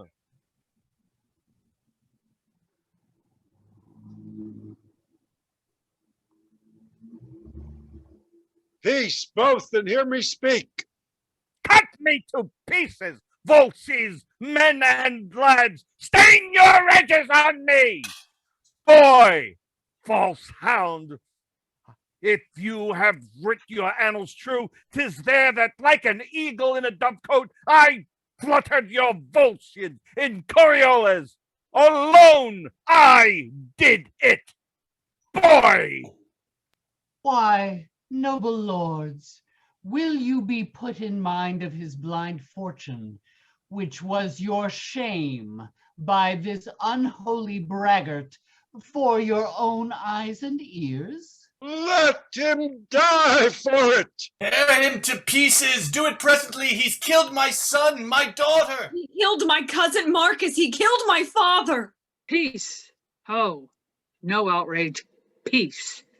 The man is noble, and his fame folds in this orb of the earth. His last offenses to us shall have judicious hearing. Stand, Aufidius, and trouble not the peace. Oh, that I had him with 6 Aufidiuses or more, his tribe to use my lawful sword. Insolent villain. Kill. Kill Hold. him. The Hold. conspirators draw and kills Marcius, who falls. Ophidius Hold. stands on him. Hold. Hold. My noble masters, hear me speak. O Tullus, thou hast done a deed whereat valor will weep. My lords, when you shall know, as in this rage provoked by him you cannot, the great danger which this man's life did owe you, you'll rejoice that he is thus cut off. Please it your honors to call me to your senate. I'll deliver myself your loyal servant, or endure your heaviest censure. Bear from hence his body, and mourn you for him. Let him be regarded as the most noble course that ever herald did follow to his urn. My rage is gone, and I am struck with sorrow. Take him up. Help 3 of the chiefest soldiers. I'll be one. Beat thou the drum that it speak mournfully. Trail your steel spikes. Though in this city he hath widowed and unchilded many a one, which to this hour bewail the injury, yet he shall have a noble memory. Assist, Exeunt bearing the body of Marcius. A dead march sounded. End of play. Ha!